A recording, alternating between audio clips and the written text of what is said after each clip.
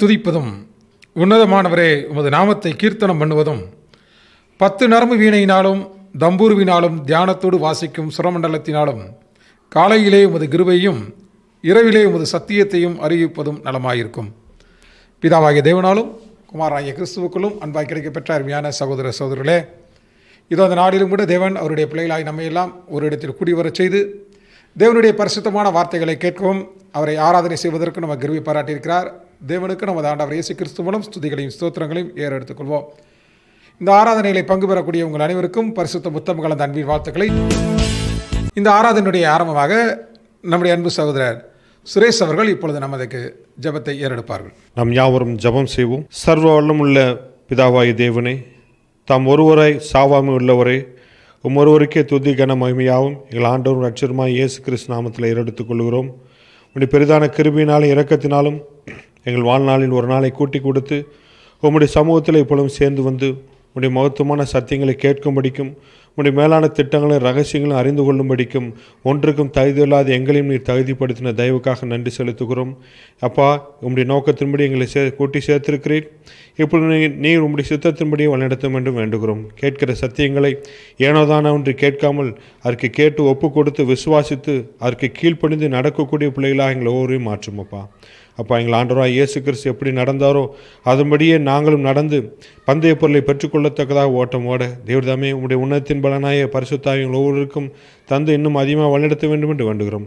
இவ்வாவற்றும் ஆண்டவர் ரட்சகரும் மீட்பரும் எங்கள் ராஜாவுமாக இருக்கிற இயேசு கிறிஸ்து நாமத்தில் ஜெபிக்கிறோம் நல்ல பிதாவே, ஆமென். அன்பிற்குரிய சகோதரர்களே, இன்றைய நாளுக்குரிய பரலோக மன்னாவை நம்முடைய அன்பு சகோதரர் பாலா அவர்கள் வாசிக்க கேட்போம்.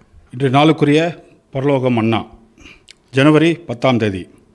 என் சகோதரரே, கர்த்தருடைய நாமத்திலே பேசின தீர்க்கதரிசிகளையும் துன்பப்படுத்துவர்களுக்கும் நீடிய பொறுமையும் திஷ்டாங்கமாக வைத்துக் கொள்ளுங்கள்.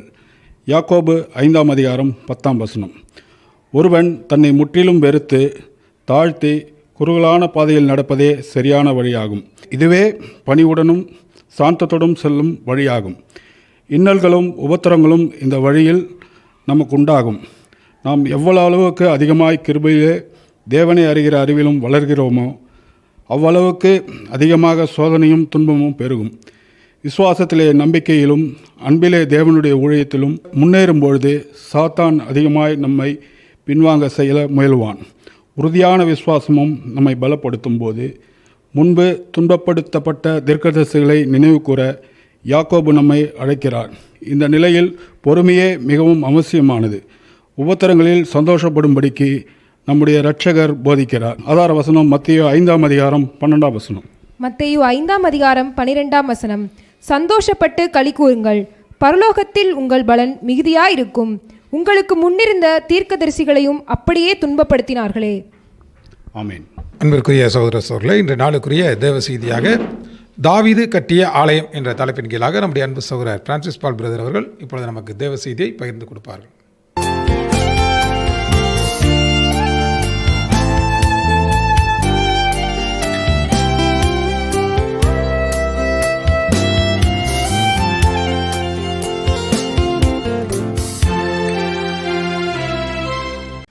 கிறிஸ்து இயேசுவுக்குள் அன்பாய் அழைக்கப்பட்ட அன்புக்குரிய சகோதர சகோதரிகளே, உங்கள் அனைவருக்கும் ஆண்டவராய் இயேசு கிறிஸ்துவுடைய நாமத்தினாலே அன்பின் வாழ்த்துக்களை இந்த நேரத்தில் தெரிவித்துக் கொண்டு, நம்முடைய வாழ்நாளிலே தேவன் மேலும் ஒரு நாளை நம்ம கூட்டி கொடுத்து அதில் விசேஷமாக இந்த நாட்களிலே நம்ம தொடர்ந்து தேவனுடைய சித்தத்திலே அவருடைய பாடங்களை நம்ம தெய்வீக திருவசனங்களை நம்ம கவனிக்கிறதுக்கு ஒரு நல்ல கிருபை தொடர்ந்து நமக்கு தேவன் கொடுத்துட்டு வர்றதுனாலே நம்முடைய பிதாவாகிய தேவனுக்கு நம்முடைய அன்பு ரட்சகர் மூலம் நாம் துதிகளையும் ஸ்தோத்திரங்களையும் ஏறெடுத்துக்கொள்வோம். அன்புக்குரிய சகோதர சகோதரர்களே, இன்றைய தினத்தில் நம்முடைய பிதாவாகிய தேவனுடைய நாமத்திற்கு மகிமையாகவும் நம்முடைய ஆத்ம ஜீவியத்திற்கு பிரயோஜனமாகவும் இன்றைய தினத்தில் நம்ம பார்க்க போகிற ஒரு சப்ஜெக்டினுடைய தலைப்பு தாவீது கட்டின ஆலயம் அப்படிங்கிறது இந்த சப்ஜெக்டினுடைய தலைப்பு. நமக்கு பழைய ஏற்பாடு படித்த சகோதர சகோதரர்களுக்கு நல்லா தெரியும், தாவீது ஆலயம் கட்டினாரா? ஆனால் இந்த தலைப்பு பாருங்கள், தாவீது கட்டின ஆலயம். காரணம் என்ன என்று சொல்லி பார்க்கும்போது, தேவ தாசனாகிய தாவீது தன் ராஜ்யபாரம் எடுக்கும்போது அவருக்கு ரொம்ப நாளாக ஒரு எண்ணம் மனசில் என்னென்னு பார்த்தீங்கன்னா, அந்த பழைய ஏற்பாட்டு காலத்தில் இஸ்ரேல் ஜனங்களுடைய வாழ்க்கை வரலாறு சரித்திரங்கள் எல்லாம் பார்க்கும்போது தேவன் அவர்கள் மத்தியில் குடியிருக்கிறார் அப்படிங்கிறதுக்காகவே ஒரு அத்தாட்சி ஒன்று இருந்தது இல்லையா, அந்த ஆசரிப்பு கூடாரம். அந்த ஆசரிப்பு கூடாரத்தில் விசேஷமாக உடன்படிக்கை பெட்டி இல்லையா, அந்த உடன்படிக்கை பெட்டிக்கு மேலே இருக்கிற கிருபாசனம், அந்த கிருபாசனம் தேவனுடைய பிரசன்னத்தை அது உணர்த்துகிறதா இருந்ததுனால படிக்கிறோம் இல்லையா.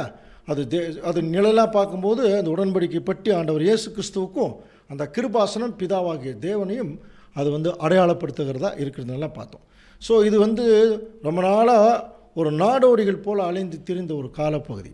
அப்போ தாவீது முதல் முறையாக இந்த தேவன் அவர் தங்கக்கூடிய ஒரு ஸ்தானமாகிய அந்த உடன்படிக்கை பெட்டி அது நிலையில்லாத ஒரு சூழ்நிலையில் இருக்குது.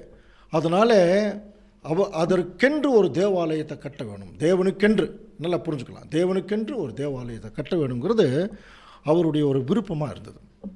ஸோ அதனால் அவர் என்ன செய்கிறார் பார்த்தீங்கன்னா, 1 நாளாகமம் 28ஆம் அதிகாரம் 1ஆம் வசனம், கோத்திரங்களின் தலைவர், ராஜாவை சேவிக்கிற வகுப்புகளின் தலைவர், 1000 பேருக்கு அதிபதி, 100 பேருக்கு அதிபதி பாருங்கள். அப்புறம் ராஜாவுக்கும் ராஜகுமாருக்கும் உண்டான எல்லா ஆஸ்திரியும் மிருக ஜீவங்களை விசாரிக்கிற தலைவர், இஸ்ரேலின் சகல பிரபுக்கள், பிரதானிகள், பலசாலிகள், பராக்கிரமசாலிகள் எல்லாத்தையும் கூப்பிட்றார். ஒரு நாள் எல்லாரையும் கூப்பிட்டு இப்போ என்ன செய்கிறார் பாருங்க, தேவன் சொன்னதை சொல்கிறார். தாவீது ராஜா எழுந்திருந்து காலோண்டி நின்று, என் சகோதரரே, ராஜா எப்படி கூப்பிட்றார் பாருங்க, என் சகோதரரே, என் ஜனமே, நான் சொல்வதை கேளுங்கள். கர்த்தருடைய உடன்படிக்கை பெட்டியும் நமது தேவனுடைய பாதப்படியும் தங்குவதற்கு ஒரு ஆலயத்தை கட்ட நான் என் மனதிலே நினைத்து கட்டுறதற்கு ஆயத்தமும் பண்ணினேன். ஆனால் தேவன் என்னை பார்த்து என்ன சொல்லிட்டார், நீ என் நாமத்திற்கு ஆலயத்தை கட்ட வேண்டாம், நீ யுத்த மனுஷனாக இருந்து நீ இரத்தத்தை சிந்தினாய் என்றார். இப்போ நம்ம அன்புக்குரிய சகோதர சகோதரர்களே, தாவீதினுடைய எல்லா விஷயங்களையும் நம்ம படிச்சிருக்கிறோம் இல்லையா, அதில் அவர் எதை அதிகமாக குறிப்பிட்றாருங்கிறது நமக்கு தெரியும். நீ ரத்தத்தை சிந்திருக்க யுத்த மனுஷனாக இருந்து அப்படின்னா, மற்றவங்களாம் ரத்தத்தை சிந்தலையா அப்படின்னா எல்லாரும் சிந்தினாங்க. ஆனால் தாவீதுக்கு ஒரு ஸ்பெஷலாக சொல்கிறார், நீ யுத்த மனுஷனாக ரத்தத்தை சிந்திட்ட. அதே சமயத்தில் பாருங்கள், இஸ்ரேலின் அனைத்தின் மேலும் என்றைக்கும் ராஜாவாக இருக்க இஸ்ரேலின் கர்த்தராகிய தேவனாய கர்த்தரின் தகப்பனுடைய வீட்டார் எல்லாரும் என்னை தெரிந்து கொண்டார். அவர் யூதாவையும் யூதாவின் வம்சத்திலேயும் தகப்பன் குடும்பத்தையும் தலைமையாக தெரிந்து கொண்டு என்னை எல்லா இஸ்ரேலின் மேலும் ராஜாவாக்க என் தகப்பனுடைய குமாரருக்குள் என்ன செய்கிறாரா, என் மேல் அவர் பிரியம் வச்சார். ஆனால் கர்த்தர் எனக்கு அநேகம் குமாரரை தந்தருளினார். ஆனாலும் இஸ்ரேலை ஆளும் கர்த்தருடைய ராஜ்யபாரத்தின் சிங்காசனத்தின் மேல் உட்கார்வதற்கு அவர் என்னுடைய எல்லா குமாரரிலும், நல்லா புரியுது இல்லையா, என் மகன் சாலமோனை தெரிந்து கொண்டு, பாருங்கள் என்ன சொல்கிறாரா, உன் குமாரனாகிய சாலமோனே என் ஆலயத்தையும் என் பிரகாரங்களையும் கட்ட கடவன், அவனை எனக்கு குமாரனாக தெரிந்து கொண்டேன், நான் அவனுக்கு பிதாவாக இருப்பேன். தாவீதை பார்த்து சொல்லிட்டார், உன் குமாரனாகிய தாவீதுக்கு தான் அந்த வாய்ப்பு. நீ நிறைய ரத்தத்தை சிந்திட்ட, அதனால் உனக்கு அந்த வாய்ப்பு இல்லை, அதனால் உன்னுடைய குமாரனுக்கு அந்த வாய்ப்பை நான் கொடுக்குறேன் என்று சொல்லி அவர் சொல்கிறார். அந்த சரித்திரங்களை கொஞ்சம் படித்து பார்த்தீங்கன்னா, சாலமோன் தான் ஆலயம் கட்டுறார். பட் அந்த ஆலயத்தை கட்டுவதற்கு தேவையான அத்தனை பனிமுட்டுகள் காரியம் எல்லாத்தையுமே தாவீது சம்பாரித்து வச்சுருந்தார். அது தனியாக தான் இன்னொரு நாளைக்கு நம்ம சப்ஜெக்டாக தான் பார்க்கணும். அவருடைய க்ளோஸ் ஃப்ரெண்ட் ஈராம் கேள்விப்பட்டிருப்பீங்க.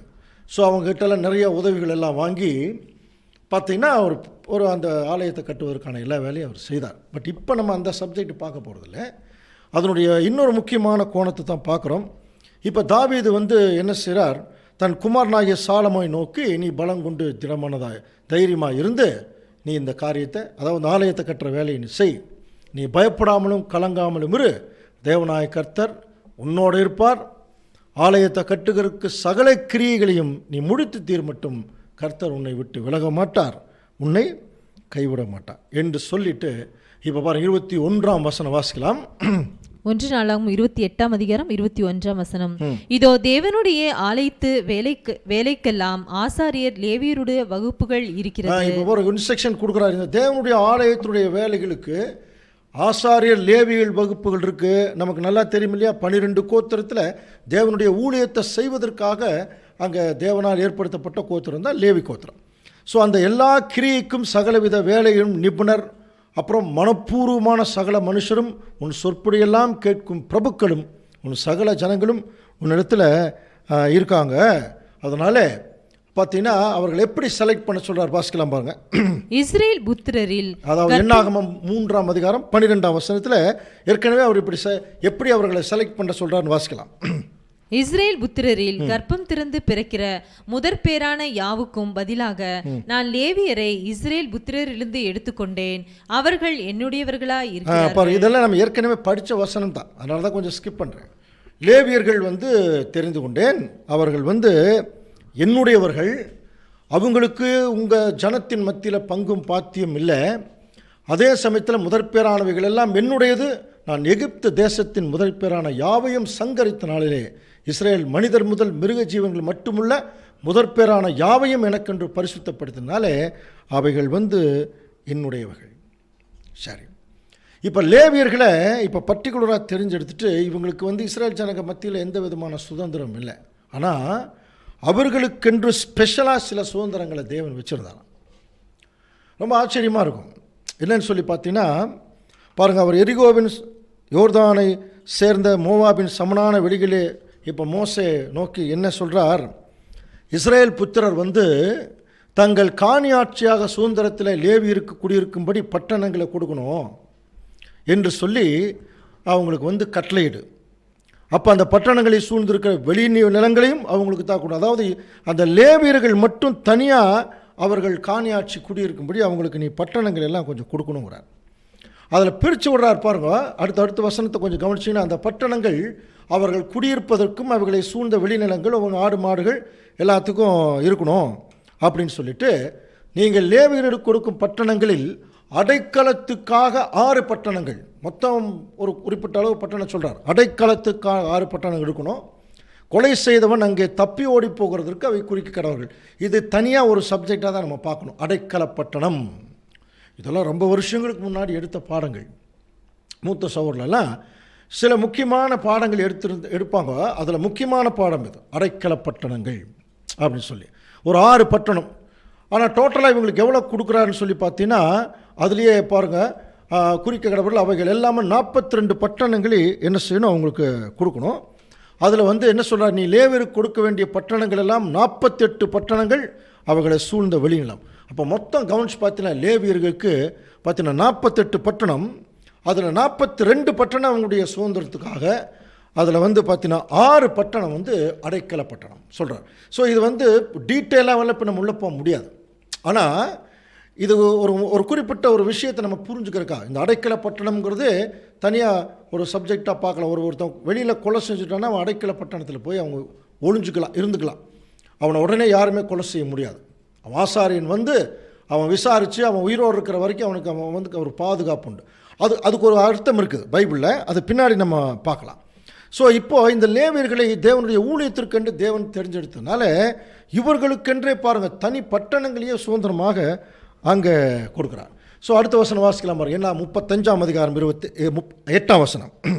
நீங்கள் இஸ்ரேல் புத்திரரின் சுதந்திரத்திலிருந்து அந்த பட்டணங்களை பிரித்து கொடுக்கும்போது அதிகம் உள்ளவர்களிடத்திலிருந்து அதிகமும் கொஞ்சம் உள்ளவர்களிடத்திலிருந்து கொஞ்சமும் பிரித்து கொடுக்க வேண்டும். அவரவர் சுதந்திரித்து கொண்ட சுதந்திரத்தின்படியே தாங்கள் பட்டணங்களில் லேவியருக்கு உங்களுக்கு அந்த அளவுக்கு தக்கபடி அவங்களுக்கு பட்டணங்கள் நீங்கள் பிரித்து கொடுத்துருங்கன்றார். ஏன் அந்த மாதிரி சொன்னார் அப்படின்னா, இவங்க விசேஷமாக தேவனுடைய ஊழியத்தை செய்யக்கூடிய ஒரு தனிப்பட்ட ஒரு கோத்திரத்தார். ஸோ அப்படிப்பட்ட ஊழியம் செய்கிறவங்க கூட எல்லாருமே ஊழியம் செய்யறதுக்கு வர முடியுமான்னு சொல்லி பார்க்கும்போது அந்த லேவியர்களில் அந்த ஊழியத்தை செய்கிறதுக்குன்னு தேவன் ஒரு வயது வரம்பு ஒன்று வச்சார். நீ என்ன 8:23-26 வரைக்கும் வாட்சி பார்த்துக்கலாம். அதில் பார்த்தீங்கன்னா 25 வயசுலேருந்து 50 வயசு வரைக்கும் அந்த ரேஞ்சில் இருக்கிறவங்க மட்டும்தான் தேவனுடைய ஊழியத்தை அவங்க செய்யணும். அதுக்கு சில காரணங்கள் உண்டு, சில காரணங்கள்லாம் உண்டு. பட் இருந்தால் கூட பாருங்கள், கர்த்தர் மோசையை நோக்கி லேவியருக்குரிய கட்டளை என்னவென்றால் 25 வயது முதல் அதற்கு மேற்பட்ட யாவும் ஆசரிப்பு கூடாரத்தின் பணிவிட செய்யும் அந்த சேனையில் சேவிக்கலாம். பட் 50 வயசுக்கு மேற்பட்டவங்க வேலை செய்ய வேண்டாம். திருப்பணியை விட்டு அவங்க என்ன செய்யணும், ஆசரிப்பு கூடாரத்தின் காவல் காக்கிறது, தங்கள் சகோதரோடு ஊழியம் செய்வது என்று வேறொரு சேவை. ஏன்னா வயசாகிடுச்சு அவங்களுக்கு, அதனால் ஏன் செய்ய வேண்டாம், அவர்கள் இந்த மற்ற வேலைகளை அவங்க செய்ய வேண்டாம் அப்படின்னு சொல்லி அந்த ஆசாரிய ஊழியத்திலையும் சில காரியங்களை அவர் பிரித்து கொடுக்குறார். இப்போ தாவீது இன்னும் கொஞ்சம் வயசாகிடுது பாருங்கள். தாவீது கிழவனும் பூரண வயதுள்ளவனாகும் போது தன் குமாரனாகிய சாலமோனை இஸ்ரேலின் மேல் ராஜாவாக்குறார். ராஜாவாக்குறது மட்டும் இல்லை, முக்கியமான வேலை ஒன்று அங்கே செய்கிறார் பாருங்கள். தேவனுடைய ஆலயம் கட்டப்பட போது அந்த ஆலயத்தில் பாருங்கள் அவங்களை என்ன செய்யணும் அப்படிங்கிறதுக்கு இஸ்ரேலின் எல்லா பிரபுக்களையும் ஆசாரியரையும் லேவரையும் கூடி வரச் செய்து எத்தனை பேர் வர்றாங்க தெரியுங்களா?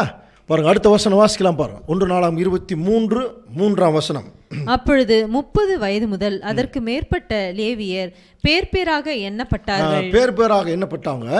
தலையாக எண்ணப்பட்ட அவர்களுடைய இலக்கம் 38,000. பாருங்க, 38,000 பேர். யோசனை பாருங்க, இந்த தேவனுடைய ஆலயத்தில் அப்படின்னா எவ்வளோ பெரிய ஒரு ஆலயம். வருஷந்தோறும் இந்த வேலைகளை அவங்களுக்கு செய்கிறதுக்கு எத்தனை பேர் இந்த லேவி கோத்திரத்தில் செலக்ட் ஆகிருக்கிறாங்க பாருங்க. 38,000 பேர். இப்போ நம்மளே எவ்வளோ பெரிய சர்ச்சு வச்சுருந்தா கூட அந்த சர்ச்சில் எத்தனை பேர் தான் வேலை செய்வாங்க? மீறி போனால் ஒரு 10 பேர் 20 பேர் 100 பேருக்குள்ளே வேலை செய்யலாம். ஆனால் இங்கே பார்த்தீங்கன்னா காரணம் என்ன தெரியுமா? அங்கே இஸ்ரேல் ஜனங்கள் மத்தியில் ஒரு பெரிய கம்பெனியோ ஒரு பெரிய சிட்டி அதுக்குரிய வேலையெல்லாம் இல்லை. மெயினாக பிதாவாகிய தேவனை தொழுது கொள்ளணும், அவ்வளோதான். அதுக்காகவே பிரத்யேகப்பட்ட ஜனங்கள் அவங்க. அப்போ அவங்களுக்கு முக்கியமான வேலை இதுதான் இல்லையா? அதனால் 38,000 பேரை அங்கே செலக்ட் பண்ணுறாங்க. ஸோ இவங்களை சிலது பிரித்து கொடுக்குற விஷயம் கூட ஒரு வசனம் பாருங்கள். அவர்களில் 24,000 பேர் கர்த்தருடைய ஆலய வேலையை விசாரிக்கிறவங்க, 6,000 பேர் மணிகாரா, அப்புறம் 4,000 பேர் வாசல் காக்கிறவங்க, அப்புறம் இன்னொரு குரூப் பாருங்கள் 4,000 பேர் வாசல் காக்கிறவர்களாக இருக்க வேண்டும் என்றும் துதி செய்கிறதுக்கு, அதாவது பாட்டு பாடுறது, கீத வாக்கியங்களால் பாட்டு பாடுறதுக்கு 4,000 பேர். இந்த மாதிரி பார்த்தீங்கன்னா இந்த 38,000 பேர் இப்படி பிரித்தார் பாருங்கள். அதில் மொத்தம் 38,000 பேர். அதில் ஆலய வேலை செய்கிறவங்க 26,000 பேர், மணிகாரர் 6,000, காவல்காரர் 4,000, பாடகர்கள் 4,000. ஸோ இவர்களை பர்டிகுலராக இப்படி தேர்ந்தெடுக்கிறார். நமக்கு ஏற்கனவே தெரியும் 1 நாளாகம புஸ்தகத்தில் நம்ம எந்த சப்ஜெக்ட், கிறிஸ்மஸ் சப்ஜெக்டில் பார்த்துருக்கோம். அதாவது அபியா என்கிற ஆசாரிய வகுப்பில் தான் யோவான் ஸ்நானனுடைய அப்பா சகரியா வரார். அவருடைய முறைமையின்படி படித்தோம் இல்லையா? ஸோ அவர்களெல்லாம் எப்படி தேவனுடைய வேலைக்காக அவங்க தேர்ந்தெடுக்கப்பட்டார்கள் என்று சொல்லி நம்ம படிக்கும்போது நம்ம படிச்சிருக்கோம் இல்லையா? எப்படி தேர்ந்தெடுக்கப்பட்டாங்க? யாராவது ஞாபகம் இருந்தால் சொல்லுங்கள் பார்க்கலாம். அவர்கள் சீட்டு போட்டு தேர்ந்தெடுக்கப்பட்டார். They are appointed by lot. சீட்டு போடப்பட்டது. அப்போது அபியா என்கிற ஆசாரிய அந்த சீட்டு விழுந்து நல்லா படிக்கிறோம் இல்லையா? அப்போது தேவனுடைய பிள்ளைகள் கவனிச்சு பாருங்கள். அந்த காலத்தில் லேவியர்கள் அந்த ஆசாரிய ஊழியம் செய்கிறதுக்கு அவங்க ஆசாரிய வகுப்பின்படி சீட்டு போடப்பட்டு யாருக்கு அந்த சீட்டு விழுகுதோ அவங்க தான் போகணும் இந்த வேலையை செய்கிறதுக்கு. இப்போ நம்ம கூட ஒரு வசனம் நமக்கு நல்லா தெரியும் இல்லையா? சீட்டு மடியிலே போடப்படும் காரிய சித்தியோ கர்த்தரால் வரும். ரொம்ப நாளைக்கு முன்னாடி இயேசு கிறிஸ்துடைய வஸ்திரம் அப்படிங்கிற ஒரு சப்ஜெக்ட் ஒன்று பார்த்தோம். ஞாபகம் இருக்குங்களா? அது பார்த்தவங்க கொஞ்சம் ஞாபகப்படுத்திக்கலாம். அதில் ஆண்டவர் இயேசு கிறிஸ்துடைய வஸ்திரத்தை என்ன பண்ணாங்க? ஒரு அங்கி, தலையில் இந்த கழுத்துலேருந்து கால் வரைக்கும் ஒரு அங்கி இருந்தது. அதை கிழிக்கிறதுக்கு வாய்ப்பு இல்லாமல் 4 பேர், அந்த இராணுவ வீரர்கள் 4 பேர்த்தில் சீட்டு போட்டாங்களாம். கட்டாயமாக அது ஒருத்தருக்கு தான் விழுந்திருக்கும். அப்புறம் சீட்டு போட்டார்கள் என்று எழுதியிருக்கிறபடி வஸ்திரத்தை சீட்டு போட்டார்கள்னு வசனம் இருக்கும். அந்த சப்ஜெக்ட் அதை ஒரு வேளை கேட்டவங்க ஞாபகப்படுத்திங்க. அவங்க ஏன் சீட்டு போட்டாங்க? அப்போ அதில் யாரோ ஒருத்தருக்கு தான் அந்த வஸ்திரம் விழுந்திருக்கும். அந்த வஸ்திரம் யாருக்கு உளுந்ததுங்கிறது ஒரு அருமையான ஒரு பாடம். அதுதான் அந்த இயேசு கிறிஸ்துடைய வஸ்திரம் அப்படிங்கிற ஒரு சப்ஜெக்ட்டு. ஒரு வேளை நம்ம மறுபடியும் யாராவது ஒரு வேளை தெரியாமல் இருந்தால் நம்ம நெக்ஸ்ட்டு அடுத்து வரக்கூடிய வாரங்களில் அந்த பாடம் கூட நமக்கு கிடைக்கும். ஓகே, ஸோ இப்போ இந்த இடத்துல இந்த லேவியர்கள் தேவனுடைய ஊழியத்தை செய்கிறதுக்கு அவங்களுக்கு பார்த்திங்கன்னா ஒரு சீட்டு போட்டு தான் தேர்ந்தெடுப்பான். நல்லா புரிஞ்சுக்கலாம். நம்ம கூட கவனிச்சு பார்த்தீங்கன்னா அன்புக்குரிய சகோதர சகோதரர்களே, நம்ம இந்த சத்தியத்தில் வரும்போது வேத வாக்கியங்களை ஆராய்ந்து பாருங்கள் அப்படின்னு சொல்லி தான் பார்க்குறோம். அப்போ தேவனுடைய புஸ்தகத்தில் ஆராய்ந்து பார்க்கணுங்கிறதுக்கு ஒரு விளக்கத்தை எடுக்கிறதுக்கு நம்ம ஏசாயா தீர்க்கதரிசியின் புஸ்தகத்துக்கு போனோம். சரியா? இப்போ வாசிக்கலாம் பாருங்கள். ஏசாயா 34 அதிகாரம் 16 வசனம். கர்த்தருடைய புஸ்தகத்திலே தேடி வாசியுங்கள், இவைகளில் ஒன்றும் குறையாது, இவைகளில் ஒன்றும் ஜோடி இல்லாது. கவனிக்கிறீங்களா? இது நமக்கு நல்ல ஃபெமிலியரான வசனம் தான் இல்லையா? கர்த்தருடைய புஸ்தகத்திலே தேடி வாசியுங்கள், இவைகளில் ஒன்றும் குறையாது, ஜோடி இல்லாமல் இராது, அவருடைய வாய் இதை சொல்லிட்டு அவருடைய ஆவி அவைகளை சேர்க்கும். படிச்சிருக்கோம் இல்லையா?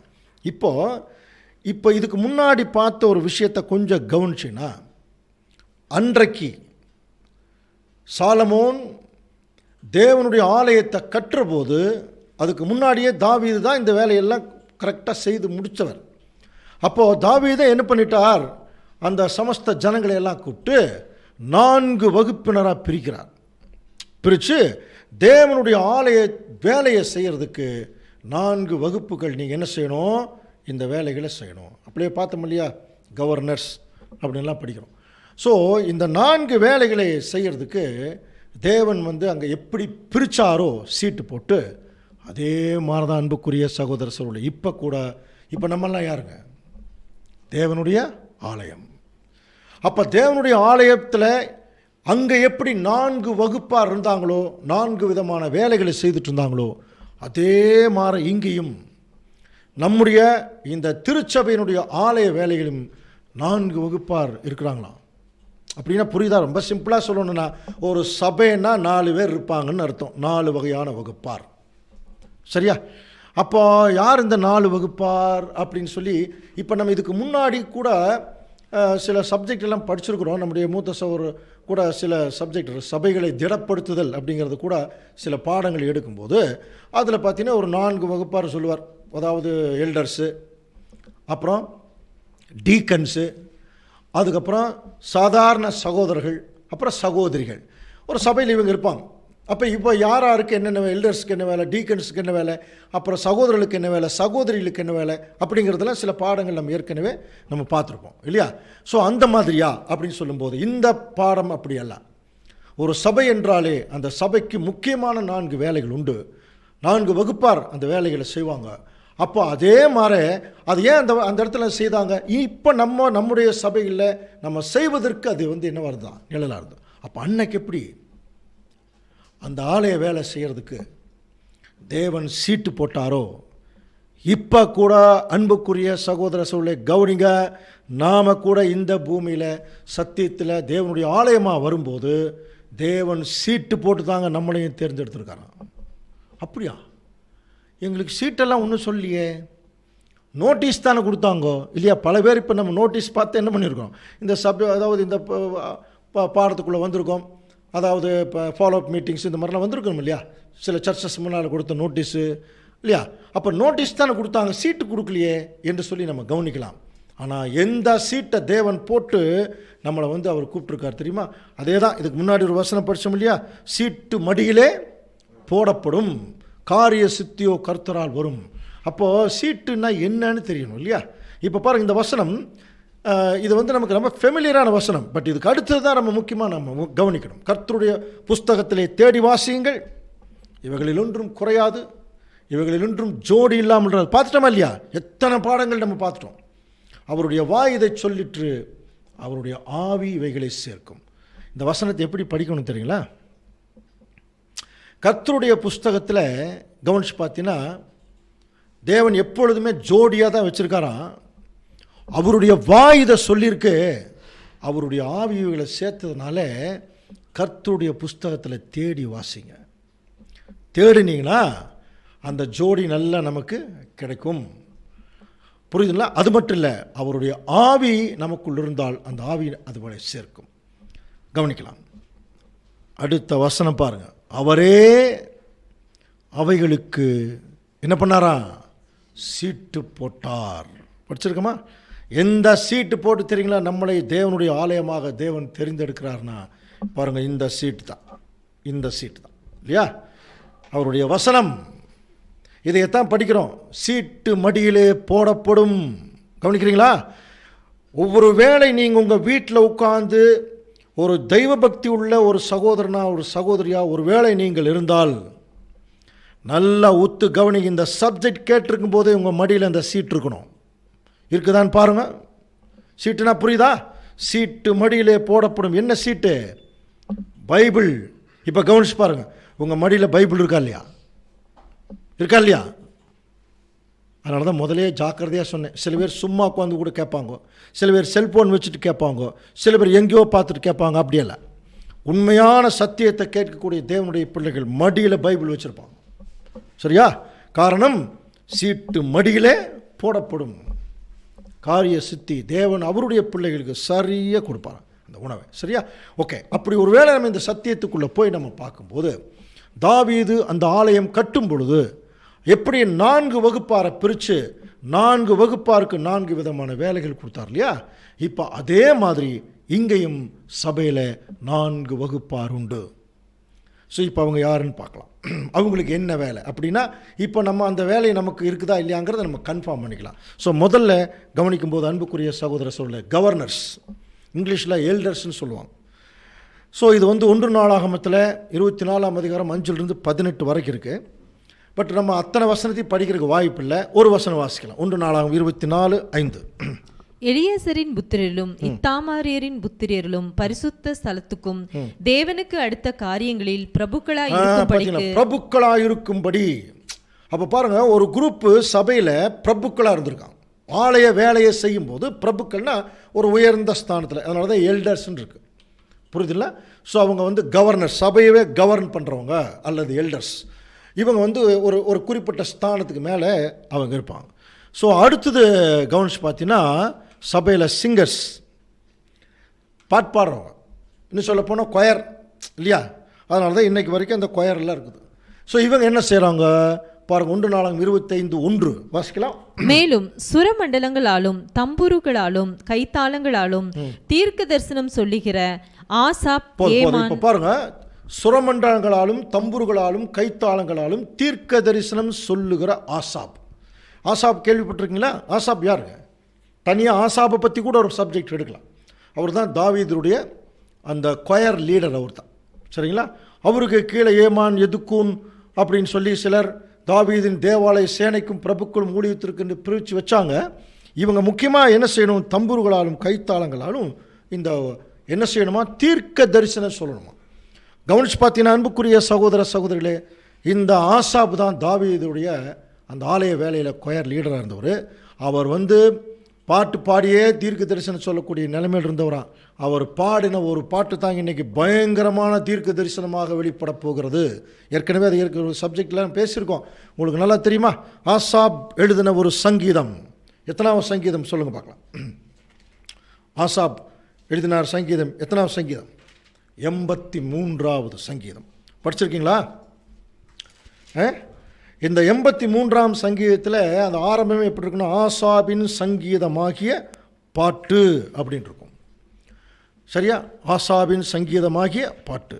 அதில் இஸ்ரேல் தேசத்துக்கு விரோதமாக முஸ்லீம் நாடுகள், எந்தெந்த நாடுகள் எப்படி எப்படியெல்லாம் வரப்போகிறாங்க அப்படிங்கிறதுக்கு ஒரு தெளிவான தீர்க்க தரிசனம் அந்த ஆசாப் அவர் பாட்டாக பாடியிருக்கார். கடைசியாக அந்த 83ஆம் சங்கீதம் கடைசி வசனம் தான் கவனிச்சு பார்த்தீங்கன்னா உலகத்தினுடைய முடிவுக்கு முக்கியமான ஒரு வசனம். படிச்சிருக்கீங்களா? ஏன் இந்த மாதிரி ஒரு யுத்தம் தேவன் அனுமதிக்கிறார்? இந்த கடைசி யுத்தத்தையெல்லாம் படிக்கிறோம் இல்லையா? ஏன் இந்த யுத்தத்தை அவர் அனுமதிக்கிறார் என்று சொல்லி கவனிக்கும்போது அதில் 2ஆம் 3ஆம் வசனத்திலிருந்து பார்த்தீங்கன்னா, இனி ஒரு ஜனமாக இவங்க இருந்துடவே கூடாதுன்னு சொல்லி சுற்றி இருக்கிற எல்லா அந்த முஸ்லீம் நாடுகள், எல்லா நாடுகளையும் உடைய ரஷ்யாவுடைய தலைமையிலலாம் வருவாங்கலாம் படிச்சிருக்கோம் இல்லையா? ஸோ இது குறித்து சில கருத்து வேறுபாடுகள் கூட உண்டு. இதுக்கு இது 3ஆம் உலக யுத்தத்துக்கு முன்னாடி வரக்கூடிய யுத்தம்னு ஒரு சிலர் சொல்கிறாங்க, இல்லை இது 3ஆம் உலக யுத்தம் தான் சொல்கிறாங்க. இது எப்படி நம்ம கன்ஃபார்ம் பண்ணலாம் அப்படின்னா, இந்த யுத்தம் முடிவடையும் போது ஒரு முக்கியமான விஷயம் நடக்கணும். 83ஆம் சங்கீதத்தினுடைய கடைசி 2 வசனம் பாருங்கள். யெகோவா என்னும் நாமத்தையுடைய தேவரீர் ஒருவரே பூமி அனைத்தின் மேலும் உன்னதமானவர் என்று மனுஷர் உணரும்படி அவர்கள் என்றைக்கும் வெட்கி அப்புறம் கலங்கி நாணமடைந்து அழிந்து போவார்களாக. இது தனியாக பின்னாடி வசனம் கூட பார்க்கலாம். இது எதுக்காக சொல்ல வரேன்னா பாருங்கள், இப்படித்தான் அவங்க சங்கீதங்கள் எழுதியிருக்கிறாங்க. ஆசாப் எழுதின அந்த சங்கீதம். புரியுதுங்களா? ஸோ இப்போது இவர்கள் கவனிச்சு பார்த்தீங்கன்னா இப்படி ஒரு சிங்கர்ஸ் ஒரு குரூப் இருக்கிறாங்க. அடுத்தது கவனிச்சு பார்த்தீங்கன்னா கேட் கீப்பர்ஸ், அதாவது வாசல் காக்கிறவர்கள். ஸோ இவங்க வந்து பார்த்தீங்கன்னா வாட்ச்மேன், வெளியில் நின்று செக்யூரிட்டி ஒர்க் பண்ணுறவங்க. ஸோ இதை குறித்து நம்ம வசனம் வாசிக்கலாம் பாருங்க. 1 காவல்காரரான தலைவரின் கீழ் தங்கள் சகோதரர் கொத்த முறையாய் கர்த்தருடைய ஆலயத்தில் வாசல் காக்கிறவர்களாய் சேவிக்க இவர்கள் வகுக்கப்பட்டு பாருங்க, வாசல் காக்கிறவர்களாய் இவங்க சேவிக்க இவங்க வகுக்கப்பட்டிருந்தாங்க. அதே மாதிரி இவர்களும் சீட்டு போட்டு தான் அந்த அந்த வாசல் காக்கிறதுக்கு அவங்க நிற்பாங்க. அடுத்தது நம்ம கவனித்து பார்க்கும்போது ஜட்ஜஸ், நியாயம் விசாரிக்கிறவர்கள். புரியுதுங்களா? ஸோ இவர்கள் வந்து என்ன செய்வாங்கன்னா, அதே மாதிரி கோத்திரத்தினுடைய தங்கள் இலக்கத்தில் இருக்கிற இஸ்ரவேல் புத்திரர்கள் வம்சங்கள் தலைவர், இவங்க எல்லாருமே பார்த்தீங்கன்னா மாதத்துக்கு அவர்கள் அந்த டைமுக்கு தகுந்தபடி என்ன செய்வாங்கன்னா, அவர்கள் வந்து நியாயம் விசாரிப்பாங்க. பாடுகளின் மேல் ஆகாரின் யாசீமும் விசாரிப்புக்காரராக இருந்தார்கள். கடைசியில் முடியும். எனது எல்லா வசனம் நம்ம படிக்கிறதுக்கான ஒரு வாய்ப்பு இல்லை. இவர்கள் எல்லாரும் தாவீதின் ராஜாவின் பொருள்களுக்கு அங்கே பொருள்களுக்கும் விசாரிப்புக்காரராக இருந்தார்கள் சொல்லி. ஸோ இந்த 4 வகுப்பா முதல்ல கவனிச்சிங்களா? முதல்ல யார்? Governors, elders. ரெண்டாவது சிங்கர்ஸ், பாட்டு பாடுறவங்க. மூணாவது வாசல் காக்கிறவங்க, வாட்ச்மேன் இல்லையா, செக்யூரிட்டி. நாலாவது ஜட்ஜஸ், நியாயம் விசாரிக்கிறவர்கள். அப்படின்னா எப்படி அன்றைக்கு தாவீதினுடைய ஆலய வேலையில் 4 முக்கியமான வேலை செஞ்சாங்க இல்லையா, அதே மாதிரி இப்போ கூட தேவனுடைய திருச்சபையின் மக்கள் மத்தியில் 4 வகுப்பார் 4 விதமான வேலைகளை செய்கிறார்கள். ஸோ இப்போ முதல்ல என்ன கண்டுபிடிக்கலான்னு, இப்போ நம்முடைய சபைகளில் இந்த 4 வேலையும் கட்டாயமாக நடக்கணும், 4 வகுப்பார் இருக்கணும். அப்போ அது என்னங்கிறது தெளிவு பண்ணதுக்கப்புறம் இதனுடைய கன்க்ளூஷன் தான் நம்ம ரொம்ப ஜாக்கிரதையாக கவனிக்க வேண்டிய ஒரு பகுதி. இப்போ நம்ம மறுபடியும் அதையே ரிப்பீட் பண்ணலாம். ஃபஸ்ட்டு யாருன்னு பார்த்தீங்கன்னா கவர்னர்ஸ். ஸோ இவங்களுடைய முக்கியமான வேலை என்ன? டோட்டல் சபையும் தங்களுடைய கட்டுப்பாட்டுக்குள்ளே வைத்திருக்கணும். எல்டர்ஸ் கவர்ன் பண்ணுறதுன்னு அர்த்தம் இல்லையா? அப்போ தேவன் வந்து திருச்சபையின் மக்கள் மத்தியில் ஒவ்வொருவருக்கும் ஒரு வேலை கொடுத்துருக்கார். அதில் முக்கியமான வேலை இதுதான். அதனால தான் அவர் வந்து தன்னுடைய திருச்சபையை பற்றி அவர் எழுதும்போது தேவன் பாருங்க, 1 கொரிந்தியர் 12:18 வாசிக்கலாம். தேவன் தமது சித்தத்தின்படி அவயவங்கள் ஒவ்வொன்றையும் சரீரத்திலே வைத்தார். அவயவங்கள், அப்போ அவருடைய சித்தத்தின்படி அவயவங்கள் ஒவ்வொன்றையும் தனித்தனியாக வச்சிருக்கார். அதில் கவனிச்சு பார்த்தீங்கன்னா தலையிலேயே சில அவயவங்கள் இருக்கு பாருங்க. மூளை எல்லாம் இருக்கு இல்லையா, அதே மாதிரி இருதயம், நுரையீரல். அப்போது ஒவ்வொரு நம்முடைய பார்ட்ஸ் எல்லாமே பார்த்தீங்கன்னா ஒவ்வொன்றுக்கும் ஒரு இம்பார்ட்டன்ஸ் இருக்குது. அந்த மாதிரி தான் தேவனுடைய பிள்ளைகள் வந்து இந்த ஆலயம் முழுவதும் கவர்ன் பண்ணுற ஒரு கண்டிஷனில் எல்டர்ஸ்னாலே அதுக்குன்னு ஒரு முக்கியது. அப்போ உடம்பில் வந்து இருதயம்ங்கிறது ஒரு ஒரு ஒரு முக்கியமான பார்ட் மாதிரி தேவனுடைய திருச்சபையின் பிள்ளைகளில் இந்த கவர்னர்ஸுங்கிறவங்க ஒரு முக்கியமான பார்ட். அதாவது சபை முழுவதும் இப்போ அவங்க என்ன வேலைங்கிறத குறித்து நம்ம படிக்கலாம். ஏற்கனவே படித்தோம் நாம தான், நீங்களே அந்த தேவனுடைய ஆலயம். இப்போ அவங்க என்ன செய்யணும், அந்த வேலை என்ன செய்யணும்? 1 நாளாகமம் 23:28 வாசிக்கலாம். அவர்கள் ஆரோனுடைய குமாரரின் கீழ் கர்த்தருடைய ஆலயத்தின் ஊழியமாய் நின்று. இப்போ அவங்க என்ன செய்யணும்? முன்னாடி வந்து நின்று பிரகாரங்களையும் அறைகளையும் சகல பரிசுத்த பணிமுட்டுகளின் சுத்திகரிப்பையும் தேவனுடைய ஆலயத்தின் ஆராதனைக்கு அடுத்த வேலையும் விசாரிப்பது. முக்கியமாக செய்ய வேண்டிய வேலை பாருங்க, அதான் எல்டர்ஸ். இவங்க முக்கியமான வேலை என்ன பாருங்க? எல்லா இடத்தையும் பார்க்கணும், சகல பணிமுட்டுகளையும் சுத்திகரிக்கணும், அப்புறம் ஆராதனைக்குரிய வேலைகளை என்ன செய்யணும், எல்லாம் கரெக்டாக இருக்குதா, அது அந்த டைமுக்கு தகுந்த மாதிரி வர்றாங்களா போகிறாங்களா, இது செய்கிறாங்களா அப்படிங்கிறத அவங்க கண்காணிக்கணும். ஸோ அது மட்டும் இல்லை, அதற்கேற்ற பொருள்கள் பாருங்கள், சமூக தப்பம், போஜன பலிக்கு மெல்லிய மாவு, புளிப்பில்லாத அதிரசம் எல்லாத்தையும் கரெக்டாக செய்கிறாங்களான்னு விசாரிக்கணும். அப்போ முக்கியமான வேலை என்னென்னா இவங்களுக்கு அந்த ஆலயத்தை சுத்தம் பண்ணுறது, அடுத்தது ஆராதனை முறைகளை அவங்க வந்து கையாளுறது, அடுத்தது அப்பங்களை சுடுறதுக்குரிய காரியங்களை விசாரிக்கிறது. இது முக்கியமான வேலை. இப்போ இது அப்படியே நம்ம ஆவிக்குரிய ஒரு அர்த்தத்தில் கொண்டு வரும்போது இப்போ ஒரு எல்டர்ஸ், முக்கியமாக எல்டர்ஸுக்கு என்ன வேலை? தேவனுடைய திருச்சபையை முதல்ல சுத்தம் பண்ணும், அதுதான் முக்கியமான வேலை. அப்போது காரணம் என்ன? திருச்சபை மக்கள் இப்போ ஞாயிற்றுக்கிழமை மட்டும் வந்து கூடுற கண்டிஷனில் தான் இருப்பாங்க. மற்ற நாட்கள் எங்கே ஊழியம் போக்குவரத்து போயிட்டு எங்கே போனாலும் உலகத்துக்குள்ளே போயிட்டு திரும்பி சபைக்குள்ளே ஐக்கியத்துக்குள்ளே வரும்போது சில அசுத்தங்கள் உள்ளே போயிட்டு தான் வரக்கு வாய்ப்பு இருக்குது. அப்போது அந்த மாதிரி உலக பிரகாரமான அசுத்தங்கள்னால் உங்களுக்கு புரியும்னு நினைக்கிறேன். தவறான சிந்தனைகள், தவறான கொள்கை, கோட்பாடு எங்கேயோ யார்கிட்டையோ மாட்டி எப்படியோ வருவாங்க. அப்படி வரும்போது ஒவ்வொரு முறையும் அவர்களை விசாரித்து தெய்வ வசனங்கள், புரியுதுங்களா, கவுன்சிலிங் சொல்கிறோம் இல்லையா? அந்த மாதிரி நிறைய விஷயங்கள் வசனங்களின் மூலம், கவுன்சிலிங் மூலம், அப்புறம் தங்களுடைய வாழ்க்கையின் மூலம் என்ன செய்யணும்? அவருடைய காரியங்களை சுத்தப்படுத்துறது. அப்போ தேவனுக்கு பிரியமான ஆராதனை எப்படி செய்கிறது அப்படிங்கிறதுக்குரிய கண்காணிப்பின் வேலை. அப்போ முதல்ல இவங்க அதை கரெக்டாக செய்யணும் இல்லையா? அந்த மாதிரி அப்போ கண்காணிப்பின் வேலை செய்யணும். அதே மாதிரி தேவனுடைய சத்தியங்களை பக்குவமாக தேவனுடைய பிள்ளைகளுக்கு பங்கிட்டு கொடுக்கறதுனுடைய அந்த ஆர்கனைசிங் ஒர்க்கு, இதெல்லாம் ஒரு எல்டருக்கு வேலை. புரியுதுங்களா? ஸோ அப்போ எல்டருங்கிறவங்க சாதாரணமான ஒரு நிலைமை இல்லை. ஏற்கனவே படித்தோம் இல்லையா? தன்னுடைய மந்தையினுடைய ஆடுகளினுடைய நிலைமைகளை தெரிஞ்சிருக்கணுமா ஒரு மெய்ப்பன். ஸோ அங்கே இயேசு கிறிஸ்து நமக்கு பிரதான மெய்ப்பன். அவர் என்ன செய்கிறார்? சபைகளை ஒரு மூத்த நிலைமையிலிருந்து கவனிக்கிறதுக்கு தான் சில எல்டர்ஸுங்கிற ஒரு பொறுப்பை கொடுக்குறாராம்.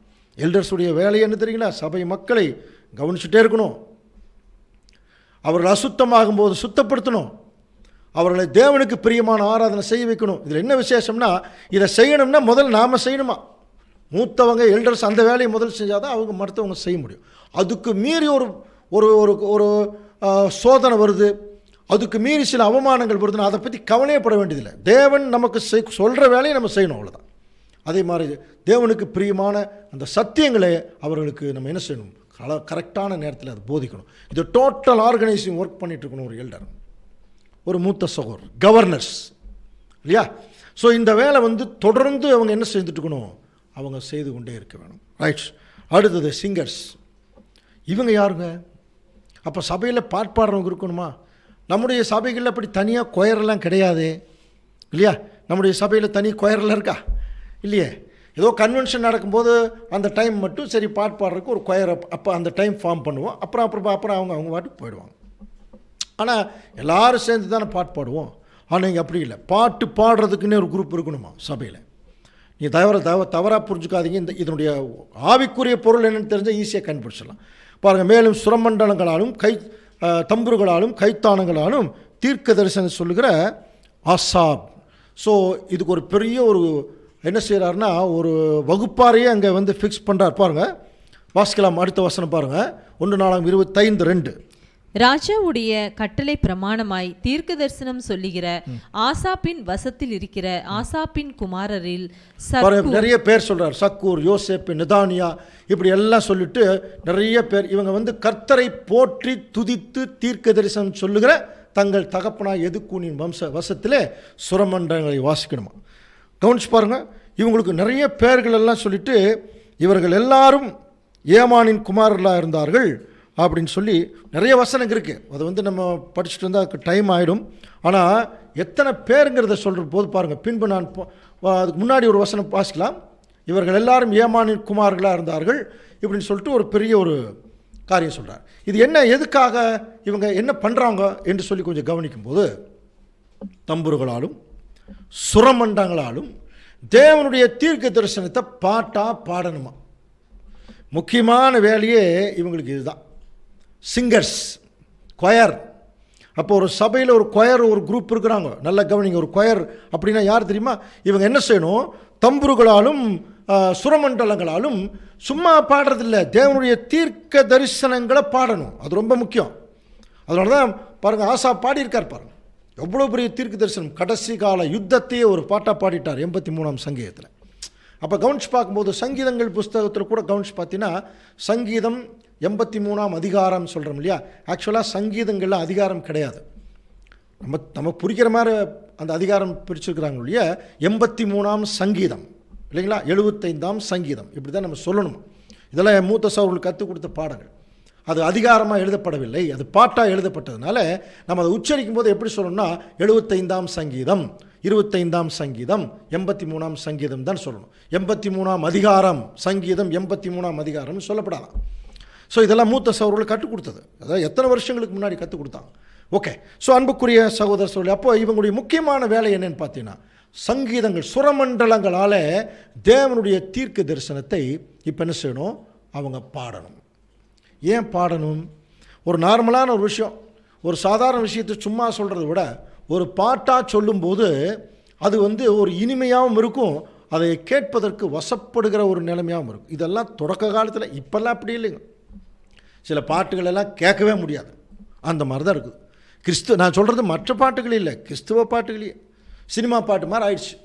அப்போ அதனால் என்ன பண்ணுறாங்க ஜனங்க, அந்த சினிமா பாட்டு மாதிரி இருக்கிறதுனுடைய அந்த சினிமா தனம்னு ஒன்று இருக்கு பாருங்க, அந்த மியூசிக்கு இல்லையா, அதை ரொம்ப பெருசாக எடுத்துக்குவாங்களுடைய வார்த்தைகளை எடுத்துக்க மாட்டாங்க. ஆனால் இங்கே அப்படி இல்லை. இவர்கள் சுரமண்டலங்களை எடுக்கிறதே எதுக்குன்னா, ஜனங்கள் அவர்கள் அந்த தீர்க்க தரிசனத்தை தெளிவாக புரிந்து கொள்வதற்குரிய ஒரு ஆர்டர் கொடுக்குறக்காங்க. ஸோ அன்புக்குரிய சகோதர சகோதரி, அப்படின்னா சபையில் கொயர் தேவையா, கட்டாயமாக தேவையா அப்படின்னா, இங்கே இந்த நம்முடைய சபைகளில் கொயர் இல்லை. ஆனால் என்ன சொல்கிறாருன்னா, இங்கே ஒரு பாடகர் குழு கட்டாயமாக வேணும். அவங்க சுரமண்டலம் எடுத்துகிட்டு என்ன பண்ணுமா, பாடணுமா. ஸோ இதை கண்டுபிடிக்கணும்னா நம்ம ஏற்கனவே படித்தோம் இல்லையா, கர்த்தருடைய புஸ்தகத்திலே தேடி வாசியுங்கள் இவர்கள் இன்னும் குறையாது, படித்தோம் இல்லையா. ஸோ இப்போ அது யாருங்கிறத குறித்து பார்க்கலாம் பாருங்க. வெளிப்படுத்தின விசேஷம் 14ஆம் அதிகாரம் 1ஆம் வசனத்தில் இதெல்லாம் நம்ம ஏற்கனவே படிச்சுதான், வாசிக்கலாம் பாருங்க. பின்பு நான் பார்த்தபோது இதோ சீயோன் மலையின் மேல் ஆட்டுக்குட்டியானவரையும் அவரோட கூட அவருடைய பிதாவின் நாமம் தங்கள் நெற்றிகளில் எழுதப்பட்டிருந்த 144,000 பேரையும். ஏற்கனவே திருச்சபை பற்றி சொல்ற 144,000 பேரை நான் நிற்க கண்டேன். பார்த்துட்டே இருக்கார். அப்படி பார்த்துட்டு இருக்கும்போது பாருங்க, அல்லாமலும் பெருவெள்ளத்து இறைச்சல் போல பலத்த இடிமுழக்கம் போலவும் ஒரு சத்தம் உண்டாக கேட்டேன். நான் கேட்ட சத்தம் சுரமண்டலக்காரர் தங்கள் சுரமண்டலங்களை வாசிக்கிற அது ஓசையை போல இருந்ததாம். புரியுதுங்களா? சுரமண்டலக்காரர் சுரமண்டலம் வாசிக்கிற ஓசையை போடுறது. அது என்ன? அவர்கள் சிங்காசனத்துக்கு முன்பாகவும் 4 ஜீவன்கள் மூப்பர்களுக்கு முன்பாகவும் புது பாட்டை பாடினார்கள். அந்த பாட்டு பூமியிலிருந்து மீட்டுக் கொள்ளப்பட்ட 144,000 பேர் அல்லாமல் வேறு ஒருவராலும் கற்றுக்கொள்ளக்கூடாது. இதெல்லாம் தனியாக ஒரு சப்ஜெக்டை தான் பார்க்கணும். பூமியிலிருந்து மீட்டுக் கொள்ளப்பட்ட 144,000 அவங்களுக்கு மட்டும்தான் அந்த புது பாட்டு தெரியுமா. இப்போ கவனிச்சு பாருங்கள். இப்போ நம்மள சபையிலேயே ஒரு கன்வென்ஷன் வருதுன்னா ஒரு புதுசாக ஒரு சகோதரர் ஒரு பாட்டு சொல்லி கொடுக்குறார். அந்த பாட்டு கற்றுக்கிற வரைக்கும் தான் புது பாட்டு, பாடிட்டா பழைய பாட்டாயிடுமே. ஆனால் இது எப்படி இருக்குன்னா புது பாட்டாகவே இருக்குமா எப்போதுமே. அது அவங்க மட்டும்தான் பாட முடியுங்கிறார். அப்போ அது என்னன்னு தெரியணும் இல்லையா, தெரியணும் ஆவலாக இருக்கு இல்லையா. வரும் பின்னாடி வரக்கூடிய வாரங்களில் புதுப்பாட்டு என்கிற ஒரு சப்ஜெக்ட் கூட நம்ம தேவனுக்கு சித்தமாக இருந்தால் நம்ம பார்க்கலாம். அது என்னதான் புதுப்பாட்டு அவங்க பாடுறாங்க இல்லையா, அது யாருனாலையுமே கற்றுக்கொள்ள முடியாது. இது ரெண்டு ஆச்சரியம்னா, இவர்களுடைய ஆசாப்பினுடைய பார்த்தீங்கன்னா அவங்க இதில் 4 பேர், எதுக்கூன் வம்சத்தில் 6 பேர், ஏமானில் 14 பேர், டோட்டல் 24 கோர்ஸ் ஆஃப் சிங்கர்ஸ். அவங்க இந்த பாட்டுகளை அவங்க பாடுறாங்க. ஸோ இது கவனிச்சு பார்த்தீங்கன்னா வெளிப்படுத்தல் 15ஆம் அதிகாரத்தில் கூட இவங்க பர்டிகுலராக யாருன்னு சொல்லும்போது இது போன வசனங்களில் கொஞ்சமாக தெரிஞ்சுது. இப்போ சொல்கிறா பாருங்க, அவர்கள் தேவனுடைய ஊழியக்காரனாகிய மோசேயின் பாட்டையும் ஆட்டுக்குட்டியானவருடைய பாட்டையும் பாடி, சர்வ வல்லமையுள்ள தேவனாய் கர்த்தாவே, தேவருடைய கிரியைகள் மகத்துவமும் ஆச்சரியம் உள்ளவர்கள். இதுதாங்க பாட்டு. புரியுதுங்களா? பரிசுத்தவான்களின் ராஜாவே, தேவருடைய வழிகள் நீதியும் சத்தியமானவைகள். இவங்க என்ன பாட்டு பாடுறாங்கன்னா, தேவனுடைய மகத்துவமான நீதிகளையும் சத்தியங்களையும் ஜனங்களுக்கு இனிமையான முறையில் சொல்கிறதுக்கு பேர் தாங்க இந்த பாட்டு. புரியுதுங்களா? இப்போ நம்ம அப்படி தான் பண்ணிகிட்டு இருக்கிறோம். நம்ம சகோதரர்கள் பேசக்கூடிய சத்தியங்கள், சுரமண்டலம் தெரியும் இல்லையா, 10 நரம்பு வீணையினாலே நாம் துடிப்பேன் எல்லாம் படிச்சிருக்கிறோம். சங்கீதம் 92 10 நரம்பு வீணை. 10 நரம்பு வீணைங்கிறது 10 நாளே நமக்கு என்ன ஞாபகம் வரும்? 10 வெள்ளிக்காஸ் ஞாபகம் இருக்கா? 10 ஒட்டகம். இதெல்லாம் எதை குறிக்கும்? தேவனுடைய பிரதான 10 விதமான சத்தியங்கள். அதுதாங்க 10 நரம்பு வீணையா இல்லையா. அப்போ அந்த 10 நரம்பு வீணைங்கிறது இந்த வீணை எடுத்து அழகாக மீட்டி தேவனுடைய வார்த்தைகள், அவருடைய கிரியைகள், கிருபைகள் எல்லாத்தையும் இனிமையாக சொல்கிறவங்க தாங்க அந்த சிங்கர்ஸ், பாடகர்கள். அவங்க என்ன செய்கிறாங்க? காலையில் உமது கிருபையையும் இரவிலே உம்முடைய சத்தியத்தையும் அறிவிக்கிறது நலமாக இருக்கும். இது ஏதோ சாதாரண வசனம் கிடையாதுங்க. காலைங்கிறது கண்ணுக்கு தெரிகிற ராஜ்யம். அப்போ உலகமே தேவனுடைய கிருபைக்குள் இருக்கும். இப்போ நைட்டு, இரவுங்கிறது நைட்டு, இப்போ இருந்துருக்கிற பகுதி, இதில் பார்த்தீங்கன்னா சத்தியத்தை அறிவித்து கொண்டிருக்கிற காலம் இல்லையா. அப்போ இது 2 காலத்தை பற்றி தேவனுடைய பிள்ளைகள் தேவனுடைய பிள்ளைகளுக்கு பிரியமான முறையில் ஒரு பாட்டாக பாடிட்டுருக்கிறாங்க. புரியுதுங்களா? தேவனுடைய சுரமண்டலங்களை பிடித்து கொண்டு தேவனுக்கு பிரியமான சத்தியத்தை என்ன செய்கிறாங்க, ஜனங்களுக்கு இனிமையாக கொடுக்குறாங்க. அந்த இனிமையில் தீர்க்க தரிசனம் இருக்குது, தேவ திட்டம் இருக்குது, தேவ கிருபை இருக்குது, தேவ நியாய தீர்ப்பு இருக்குது, தேவனுடைய அன்பு இருக்குது. எல்லாத்துலேயுமே அந்த பாட்டாக பாடிடலாம். அதை தான் சங்கீதம் 83ஆம் சங்கீதத்தில் கடைசியாக முடிக்கிறார் ஆசாப். யெகோவா என்னும் நாமத்துடைய தேவரீர் ஒருவரே பூமி அனைத்தின் மேலும் பாருங்க உன்னதமானவர். 83ஆம் சங்கீதத்தினுடைய கடைசி வசனம். ஒட்டுமொத்த உலக ஜனங்கள் கவனிக்கிறீங்களா, இந்த 3ஆம் உலக யுத்தம் முடியும் போது உலக ஜனங்கள் எஞ்சியிருப்பாங்க இல்லையா, அவங்க சொல்லுவாங்க யெகோவா என்னும் நாமத்துடைய தேவரீர் ஒருவரே பூமி அனைத்திலே உன்னதமானவர் அப்படின்னு சொல்லுவாங்க. அந்த பாட்டை ஏற்கனவே ஆசாப் பாடினார். அதே பாட்டை தான் இப்போ நம்ம ஆவிக்குரிய சபை திருச்சபையின் மக்கள் என்ன பண்ணிட்டு இருக்கிறோம், தேவனுக்கு பிரியமான சுரமண்டலை எடுத்து இப்போ மற்றவங்களுக்கு அதை சொல்கிறோம். இதில் என்ன விசேஷம் தெரியுங்களா, இப்படி போய் பாட்டு பாடுறவங்க முன்னாடி என்ன பண்ணும் தெரியுமா, ட்ரைனிங் எடுக்கணும். சத்தியத்தை பேசுகிறவங்க தாங்க அந்த பாட்டு பாடுறவங்க. அப்படி சத்தியத்தை பேசுகிறவங்க என்ன செய்யணும் தெரியுமா, முதல்ல ட்ரைனிங் எடுக்கணும் பேசுறதுக்கு. வாசிக்கலாம் பாருங்கள், கர்த்தருடைய பாடும் பாட்டுக்களை கற்றுக்கொண்டு நிபுணரான தங்கள் சகோதரரோட கூட அவர்கள் இலக்கத்திற்கு இருந்தாங்கன்னு சொல்லி படிக்கிறோம். அப்போ ஏற்கனவே நிபுணர் பார்த்தீங்கன்னா, அப்போ ஏற்கனவே சத்தியத்தில் நன்றாக பேசக்கூடிய சகோதரர் இருக்கிறாங்க பாருங்க, அவங்கக்கிட்ட கற்றுக்கணும். இப்போ என்ன தெரியுங்களா, இப்போ நிறைய பேர் பண்ணுறாங்க, கொஞ்சம் உள்ளே வந்தோடனே கொஞ்சம் சத்தியம் தெரிஞ்சோன்னு உடனே நான் சத்தியம் பேச போகிறேன் ஆரம்பிச்சிடுறாங்க. தேவனுடைய பிள்ளைகள் அப்படி இருக்கக்கூடாது. முதல் நிறைய கேட்கணும். புதிதாக சத்தியத்தில் வர்றவங்க பயங்கரமாக மனமேட்டிமையாகிறான். இப்போ கொஞ்ச நாளில் ஆயிட்டு தங்கள் மூத்த சொல்லி கொடுத்தவங்களே கீழே தள்ளிட்டு இப்போ என்ன செய்கிறாங்கன்னா நாங்கள் சத்தியம் பேசுகிறோன்னு பேசுகிறாங்க. அப்புறம் இன்னொரு விஷயம் நல்லா கவனிக்க, இப்போ நாங்கள் நிறைய சகோதரர்களுக்கு பேசக்கூடிய பயிற்சி வகுப்புகளெல்லாம் பல வருஷங்களாக நடத்திட்டுருக்குறோம். அது சகோதரர்களுக்கெல்லாம் நிறைய பேருக்கு தெரியும். யூத் கன்வென்ஷன் முதல் கொண்டு நிறைய நடத்தணும். அதில் எல்லாம் பார்த்தீங்கன்னா சகோதரர்களுக்கு எப்படி சப்ஜெக்ட் பேசுகிறதுங்கிறத கற்றுக் கொடுக்கும்போது முதல்ல என்ன செய்யணும் தெரியல, முதல்ல கம்மியான நேரம், முதல்ல ஒரு 10 நிமிஷம் பேசணும், சரியா?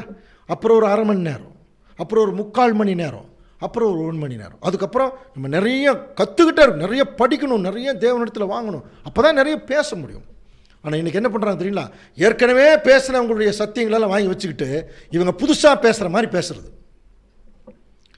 தேவன் மேலிருந்து பார்த்துட்டு தான் இருக்கார். அதெல்லாம் தேவனுடைய பிள்ளைகள் செய்யக்கூடிய தவறு. அது சத்தியத்து பேச ஆரம்பிக்கிறதுக்கு முன்னாடி உட்கார்ந்து என்ன பண்ணணும், கற்றுக்கணும். ஃபஸ்ட்டு தேவனுடைய சத்தியங்களை பேசுறது கற்றுக்கணும், நடக்கிறது கற்றுக்கணும், சரிங்களா? நிறைய பேர் அப்படித்தாங்க என்ன பண்ணிடுவாங்கன்னா அப்படி மணிக்கணக்கில் பேச ஆரம்பிச்சிடறாங்க. சரி, நிறைய பேர் சொல்கிறது உண்டு, இது 2 மணி நேரம் ஆகும் பிரதர், அப்போ தான் வந்திருப்பாங்க சத்தியத்துக்குள்ளேயே. அப்படின்னு என்ன அர்த்தம், கேட்குறத விட பேசுகிறதுல தான் அவங்களுக்கு ஆர்வம். அப்படின்னா புரியுதுங்களா, கேட்பதற்கு தீவிரமாயும் பேசுவதற்கு பொறுமையாயும் கோவிக்கிறதுக்கு தாமதமாயும் இருங்கள்னு பவுல் எழுதினார். இப்போ நம்ம சத்தியத்தை கேட்குறதுலாங்க அதிகமாக. இன்றைக்கி நாங்கள் ஒரு 35 வருஷ காலமாக இந்த ஊழியத்தை செய்துட்டுருக்குற அன்புக்குரிய சகோதர சூழல் நிறைய கேட்டதுனால தான் இன்றைக்கு கொஞ்சமாவது ஏதோ கொஞ்சம் பேச முடியுது. கேட்கணும், எக்கச்சக்கமான விஷயங்கள் கேட்கணும், கற்றுக்கொள்ளணும். கற்றுக்கொண்டதுக்கப்புறம் தான் தேவன் அனுமதிச்சா பேசலாம். புரியுதுங்களா? எத்தனை வருஷம் ஊழியம் செய்தாலும், எத்தனை சபைகளை ஏற்படுத்தினாலும் தேவனுடைய சத்தியங்களை பேசுகிறதுக்கு அவரால் அனுமதிக்கப்பட்டிருக்கணும். அப்போ நல்லா புரியுதுங்களா, அவரால் அனுமதிக்கப்பட்டிருக்கணும், அவருடைய அங்கீகரிப்பு இருக்கணும். எல்லாம் பேசுகிறவங்க யார் வேணாலும் பேசலாம், மைக்கு தான் கிடைக்குமே இல்லையா, யார் வேணாலும் பேசலாம், எப்படி வேணாலும் பேசலாம். ஆனால் தேவன் என்ன செய்யணும், அங்கீகரிக்கணும், பயபக்தியோடு பேசணும் இல்லையா? தேவனிடத்தில் அந்த சத்தியத்தை முதல் வாங்கி கற்றுக்கொண்டு பேசணுமா தேவனுடைய பிள்ளைகள். இது தாங்க ட்ரைனிங். முதல்ல ட்ரைனிங் எடுக்கணும் இல்லையா, அதுக்கப்புறம் என்ன செய்யணும், அதை பேசுவதற்குரிய ஒரு விஷயம் ஒன்று. அடுத்தது கவனித்து பார்க்கும்போது கேட் கீப்பர்ஸ், வாட்ச்மேன். எவ்வளோ ரிஸ்க்கான வேலை தெரியுங்களா, எவ்வளோ ரிஸ்க்கான வேலை தெரியுமா? ஏன், திருடன் வந்தால் முதல்ல யார் தான் கொல்லுவான், வாட்ச்மேன் தான் கொல்லுவான், செக்யூரிட்டி தான் அடிப்பான் இல்லையா? அப்போ அந்த வேலைக்கு வரணும்னா அவங்களுக்கு என்ன இருக்கணும், ஒரு தைரியம் இருக்கணும் இல்லையா? அப்போ தேவனுடைய சத்தியத்தில் இருக்கிற தேவனுடைய பிள்ளைகள் பாருங்க, இப்போ நம்ம சபையில் 2 வகுப்பார் பார்த்தோம். எல்டர்ஸு, சபையை வழிநடத்துகிறவங்க, அவங்க என்னென்னவெல்லாம் செய்யணும்னு பார்த்துட்டோம். அடுத்தது சிங்கர்ஸ்னால் சத்தியம் பேசுகிறவங்க இல்லையா? அப்போ பேசுறதுக்கு முன்னாடி அவங்க ட்ரைனிங் எடுத்துருக்கணும். அப்போ சத்தியம் பேசுகிறவங்க நல்லா புரிஞ்சுக்கலாம், சத்தியத்தை தான் பேசணும் இல்லையா? தேவன் என்ன சொல்கிறாரோ வசனத்தை மட்டும் அதை சொல்லணும். தங்களுடைய சித்தத்தை எல்லாம் என்ன பண்ணிடக்கூடாது, சொல்லிடக்கூடாது. ரெண்டாவது. மூணாவது, இந்த கேட் கீப்பர்ஸ் இவங்க வந்து பார்த்தீங்கன்னா நமக்கே தெரியும் இல்லையா? அப்போ அவங்க வந்து தொடர்ந்து ஒரு காவல் காக்கிற நிலைமையிலேயே இருக்கணுமா. அதனால தான் கீழே பாருங்கள், தங்கள் ஸ்தானத்திலும் வாசல் காவலால் ஒவ்வொரு வாசலிலும் நின்றார்கள். அவர்கள் தங்களுடைய ஊழியத்தை விட்டு எப்படி இருந்தாங்க, விலகக்கூடாது இருந்தது இல்லையா? அவங்க 24 hours என்ன செய்யணும், ஆலயத்தை அவங்க வாசல் பாதுகாத்துட்டே இருக்க வேணும். இன்னொரு வசனம் கூட வாசிக்கலாம் பாருங்கள். யாதொரு காரியத்தினால் தீட்டுப்பட்டவன் கர்த்தருடைய ஆலயத்திற்கு பிரவேசியாதபடி அதன் வாசலுக்கு காவல்காரர் நிறுத்தினார். அப்படின்னா முக்கியமாக அங்கே வாட்ச்மேன் என்னென்ன ஒரு ஒரு ஒரு சர்ச்சுன்னு வச்சுங்களேன். இப்போ சாதாரணமாக ஒரு சர்ச்சுக்கு வாட்ச்மேன் தேவையில்லை. ஏன் அப்படின்னா வாட்ச்மேன் எதுக்கு வைக்கிறாங்க, உள்ளே யாராவது திருடிட்டு போயிடுவாங்க. சர்ச்சுக்குள்ளே என்ன இருக்குது, ஒன்றுமே இல்லையே. மற்ற கோயிலெல்லாம் கூட கவனித்து பார்த்தீங்கன்னா சில சிலைகள் எல்லாம் தங்கத்தில் வெளியிலெல்லாம் இருக்கும். அதை கூட சில பேர் திருடிட்டு போகிறதுக்கான வாய்ப்பு இருக்குது. ஆனால் தேவனுடைய இப்போ நம்ம இருக்கக்கூடிய ஆலயங்கிறத பொறுத்த வரைக்கும் கவனித்து பார்க்கும்போது இங்கே வந்து ஒரு வாட்ச்மேன் தேவையா அப்படின்னு சொல்லி கவனிக்கும்போது அப்போ இங்கேயும் ஏதோ ஒரு பொக்கிஷம் உள்ளே இருக்கும் போல் இருக்குது. இல்லைன்னா ஒரு வாட்ச்மேன் தேவையில்லை இல்லையா? ஆனால் அதுக்கு ஒரு விளக்கம் கொடுக்கும்போது என்ன சொல்கிறாருன்னா, தீட்டுப்பட்டவன் ஒருத்தனும் உள்ளே வரக்கூடாதபடிக்கு பாதுகாக்கணுமா. யார்? இந்த வாட்ச்மேனுடைய வேலை. அப்படி ஒரு தடவை ஒரு தீட்டுப்பட்டவர் ஒருத்தர் உள்ளே வந்தார். அந்த வாட்ச்மேனெல்லாம் வெளியே கொண்டே விட்டாங்க. ஒரு ராஜா, படிச்சிருக்கீங்களா? யார் அந்த ராஜா? உசியா இல்லையா? உசியா ராஜா தைரியமாக வந்து உள்ளே வந்தார். எதுக்குள்ளே? அந்த ஆலயத்தினுடைய உள்ளுக்குள்ளே வந்தார். அப்படி வரும்போது உள்ளே வந்தோடனே அவருக்கு என்ன வந்துருச்சு? குஷ்டம். படிச்சிருக்கீங்க இல்லையா? குஷ்டம் வந்துருச்சு. அப்போது கவனிக்கலாம், தீட்டுப்பட்டவங்க உள்ளே வந்துடக்கூடாது. அதே சமயத்தில் ஆலயத்தினுடைய பொக்கிஷம் அங்கே பாதுகாக்கப்படணும். இந்த ரெண்டு காரியத்தையும் செய்வதற்காக தான் அங்கே வந்து பார்த்தீங்கன்னா வாட்ச்மேன் அங்கே தேவன் வைக்கிறார். ஸோ இப்போ இந்த உசியா ராஜாவை பற்றி வந்து 2 நாளாகும் 26ஆம் அதிகாரத்தில் ரொம்ப பெரிய விஷயம். அன்புக்குரிய சகோதரர், நீங்கள் வீட்டில் படித்து பார்த்துங்க. அந்த உசியா ராஜா பாருங்கள், தான் பலப்பட்ட போது தனக்கு கேடுண்டாக மட்டும் அவன் மேட்டிமையாகி கர்த்தருக்கு விரோதமாக மீறுதல் செய்து எங்கே போயிட்டான்? தூபத்தின் மேல் தூபம் காட்ட ஆலயத்துக்குள் அவன் உள்ளே பிரவேசிக்கிறான். அப்போது பாருங்கள், ஆசாரியனாகிய அசரியா அவனோட கூட கர்த்தரின் ஆசாரணிய பராக்கிரமசாலி 80 பேர் அவன் பிறகே உட்பிரவேசித்து ராஜாவாகிய உசியாவோடு எதிர்த்து நிற்கிறாங்க. நீ தூபம் காட்டுகிறது உனக்கு நல்லதல்ல, அடுத்ததில்லை, நீ வெளிப்போ, மீறுதல் செய்துன்னு சொல்லி இப்போ என்ன செய்கிறான்? வெளியே கொண்டு வரான். அவன் வெளியே வந்ததுக்கப்புறம் நம்ம கவனிக்கிறீங்களா, அந்த கடைசி வரைக்கும் அந்த குஷ்டத்திலே இருந்து அவன் செத்து போகிறான். இது ஒரு தனியாக இன்னொரு பாடம் கூட இருக்குது. ஒரு ஏசாயாவை எழுதுவார், உசியா ராஜா மரணமடைந்த நாளில் வருஷத்தில் வரும். உன்னதமான தேவன் சிங்காசனத்திலே வீற்றிருந்தார்னு ஒரு சப்ஜெக்ட் இருக்குது. உசியா ராஜா வந்து மரணம் அடைந்த டைமில் தேவன் சிங்காசனத்தில் உட்கார்றாராம். அப்படின்னா இது உசியா ராஜாவுக்கு தேவனுடைய சிங்காசனத்தில் உட்கார்றதுக்கு என்ன சம்பந்தம்? அது ஒரு தனி பாடம். அதை வெளிப்படுத்தின விசேஷத்தில் வருது. அது வந்து வெளிப்படுத்தின விசேஷம் வரும்போது ரொம்ப ஈஸியாக நம்ம கண்டுபிடிக்கலாம். அல்லது இது தனியாக கூட நம்ம ஒரு சப்ஜெக்டாக கூட பார்க்கலாம். சரி, ஓகே. ஸோ இப்போ அன்புக்குரிய சகோதர சகோதரி, அப்படின்னா இப்போ தேவனுடைய திருச்சபையின் இந்த ஆலயம், இப்போ இந்த ஆலயத்தில் தீட்டுப்பட்டவர்கள் உள்ள வராதபடி, தீட்டுப்பட்டவர்னு புரியுதுங்களா? தீட்டுப்பட்டவங்க யார்? இங்கே தீட்டுப்பட்டவங்க யார்? சபையில் யாரெல்லாம் தீட்டுப்பட்டவங்க யாராவது இருக்காங்களா? பாவம் செஞ்சவங்கன்னு வேணால் சொல்லலாம். ஸோ அப்படி பாவம் செஞ்சவங்கள உள்ளே விடக்கூடாது அப்படின்னு அர்த்தமா? அப்படி கவனிச்சு பார்த்தீங்கன்னா, அதாவது ஒரு குஷ்ட ரோகம் வர்ற அளவுக்கு ஒரு பாவம். அப்போ அந்த குஷ்டரோகம் எப்படி வந்தது? அந்த உசியா ராஜாவுக்கு மேட்டிமை. புரியுதுங்களா? அப்போது சபையில் யாரெல்லாம் தங்களை ரொம்ப உயர்த்தி மேட்டிமைக்குள்ளே போகிறாங்களோ அவர்கள் கட்டாயமாக ஏதாவது ஒரு குஷ்டத்தில் இருப்பாங்க. புரியுதுங்களா? ஆட்டோமேட்டிக்காக அவங்க வந்து தேவனுடைய அழைப்பிலிருந்து என்ன செய்யணும்? இப்போ வெளியே போக வேண்டியது. அப்போது இந்த நிலைமையில் இருக்கிற ஒரு பாருங்கள், அந்த ஜனங்கள் இருக்கிறாங்க, அவங்கள வெளியே தள்ளுறது நம்முடைய வேலை இல்லை, விளைவிக்கிறதா நம்முடைய வேலை. அங்கே வெளியே தள்ளினாங்க, அவங்களுக்கு அந்த வாய்ப்பு இருந்தது. நம்ம என்ன பண்ணிக்கணும்? யாராவது ஓவராக மேட்டுமையாக இருக்கிறாங்கன்னு தெரிஞ்சுன்னா நம்ம விலகி வந்துட வேண்டியது. இது ஒன்று. ரெண்டாவது, சபையில் வந்து சில பொக்கிஷம் இருக்குதான். அந்த பொக்கிஷத்தை பாதுகாக்க வேண்டியது தேவனுடைய பிள்ளைகளுடைய வேலை. முக்கியமாக அந்த வாட்ச்மேன் வேலை. என்ன? வாசிக்கலாம் பாருங்கள். ஏசாயா 33:6.